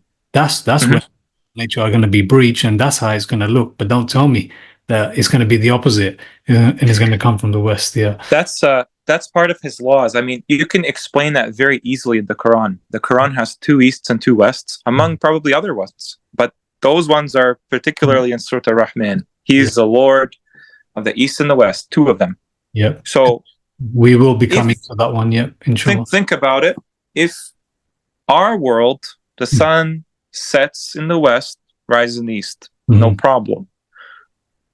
Is there not maybe another mirror image of that for the jinn, perhaps? Because we're told that Ibrahim was the malakut as-samawat al-ardi. Yes. That is a place you cannot point to me on a map. Don't tell me that Ibrahim is just some person from Iraq that went to Palestine and Egypt. This is a joke. What I'm saying is he knows very well the cosmology. All of the messengers know very well the cosmology of the Quran. So when he sees the sun being eclipsed and the star and the moon, and they change in energy, and he sees the other side of things, it says Jannah, not Jannah with a ha, Jannah as in covering, a verb. The only time it's used in the Quran is with Ibrahim's story. He enters this covered realm that's called Al-Layl, where the moon is dominant. The sun is pretty dark. Maybe they used to call it a black sun or something, right? And all of these things are just little hints of the hour of the day. All of it, literally all of it. We see an eclipse this year, and then Allah tells us the hour will be the big eclipse when the sun and moon are joined. Then you see the aurora, and Allah tells you, oh, don't worry about the shafaq. You can pray your Fajr prayer, but Allah has the Fajr, the Isha, the Wasta, the Salaat. I can't believe we live in a legacy of 1400 years, apparently, of Islamic scholarship. And that one, the, has never gotten any significance whatsoever. Is it not just a slap in the face? They gave you the sales pitch. The Quran is the fitrah. This is the deen of mankind and everything, and plants and animals and the jinn. And then once they grab you in with the shahada, the twofold shahada, that really incriminates you, then they give you the hadith. Oh, now you're a sinner. Now you're under our supervision. It's like a false contract, right? No. The Quran is the contract Allah has made with the worlds, and you can choose to follow it or not. Simple. Very simple. We're not arguing for anything complicated. If there are any detractors at all, like I know I see sometimes in your comments, it's like, please provide the evidence, produce the proof that the Quran is not sufficient for everything, for anything. We're talking about religion with a lot of Muslims, but at least that. You're singing my tune. I'm with you, because this is why I'm doing as much as I'm doing, because I can clearly see this. This is my experience. This is the ultimate anchoring. This is the ultimate guide. And in fact, everything else seems to detract us. Everything else seems to deceive us and waste our time. And this is what makes everything clearer to us in the world. All of the hadith, as we understand. I know people don't like it when we say, only the Quran. No, we study everything in the world. We read everything in the world. We look at everything. What is? Yeah, you're right. I mean, like, what is the validity of a book sent in a vacuum? You know, like you're talking about, this is the like permeating words of the Creator. Don't you think that the entire reality will bend around that revelation? This is how I see the Quran.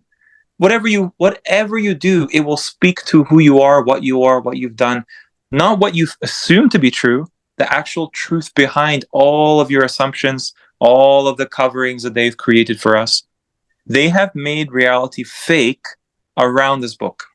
They've done that through magic, whatever magic is, okay?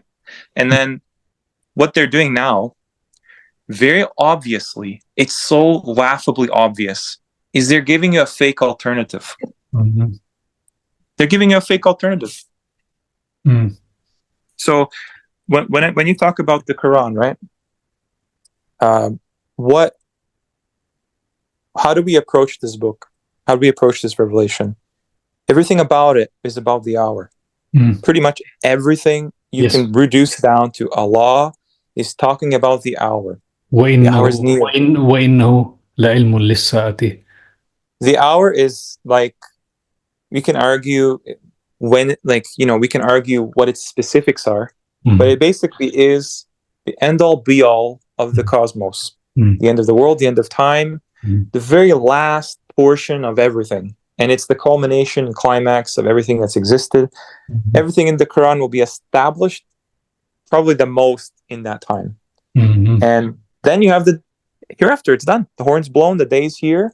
That's it. The test is done for every mode of life, every particle of matter, everything.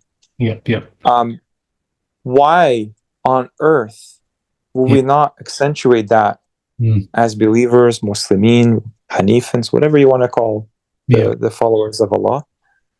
Why would we reduce that to just rituals, just like literally just showing off and buying cars, and like they talk about this stuff. I'm with you. I hear you. I think Brother Imran has been pulled away. I'm not sure if he's still here. I'm still here, but fatherly duty calls. So. Yes, I know. I apologize, bro. This, but this has been good, and I know, Brother Imran, you've got much more. Did you want to add any more before we finish today? No, let's just leave it at that, because the third verse, he created human beings, that's tied into the first verse, and it's going to take a little bit of time to go through that. So, but I think this is good, because we've got a lot off our chest, and so maybe next session, when we start, we can actually maybe begin with here, or something that you've got prepared for us, inshallah. So just one quick question. Brother Imran, you mentioned biomimicry. Is that like mirror neurons? Like, can you define that very quickly? Biomimicry is just literally copying Allah's creation. So, for example, the military wanted to go faster in the sky with their airplanes, right? And they couldn't figure it out because the wind speed was so fast, they would just destroy the turbine. So they copied the most fastest bird on the planet. Okay. So they I can't remember what it's called. They seek like inspiration from all the natural peregrine falcon, right? Exactly created things. Okay. Right. Yeah. That falcon. So that falcon has a little like it separates the air as it enters its body, so its lung doesn't collapse. And now that they use that in the turbines, and so copying Allah, literally like how things work in reality, they implement that in their products, Mm. and then they don't say thank you. They deny His greatness. Mm. They're ungrateful. Well, And I feel like these. sorry, you just basically summed up what this is. So, with which of the instruments of both your Lord will you both deny? They copy that. Look, Right. you just said Exactly. it. Mimicry, what Allah created, and then which of these are you going to deny? You're using it. You're playing with it. Yeah, Suwan. Yeah. Yeah. So even when we get to the third ayah, that He created man, you're going to see even more of that, because that proportion that He used, it's everywhere. It's in nature. It's in your whole body. It's in the universe, and then they use it in products. They use it as the phone, as a TV. Just it goes on and on. So inshallah, Yeah, it's organic versus artificial. Mm-hmm. right? Really. Yeah. But they take the organic and they implement it on the artificial. Yeah. Right, because it's more efficient. It generates more, like for example, it'll generate more power using the less material. So it's like the best way of doing something. This is why we say that's leveraging off of Allah's creation. You're just copying His way because it's the best way. Mm. Yeah. So yeah, that's what I kind of meant from biomimicry. Let's do more on this in the next one, inshallah, because this already looks way better. Just look at this. Ar Rahman, the cultivator, by the heavenly title, Ar Rahman Ar Rahim, the cultivator, the benevolent. It's transformed. For me, it's transformed. Yeah. Alhamdulillah. Right, and like the cultivator, you have to understand how a cultivator works, because cultivator needs soil, it needs water, and it needs light. What does Allah say about all those things? It's subhanallah. It's just that word, but the Badr Igor showed us it's perfect. It's perfect. Yeah, alhamdulillah. I mean, it's I don't know. I think we're just with time figuring out why we're here. Yeah.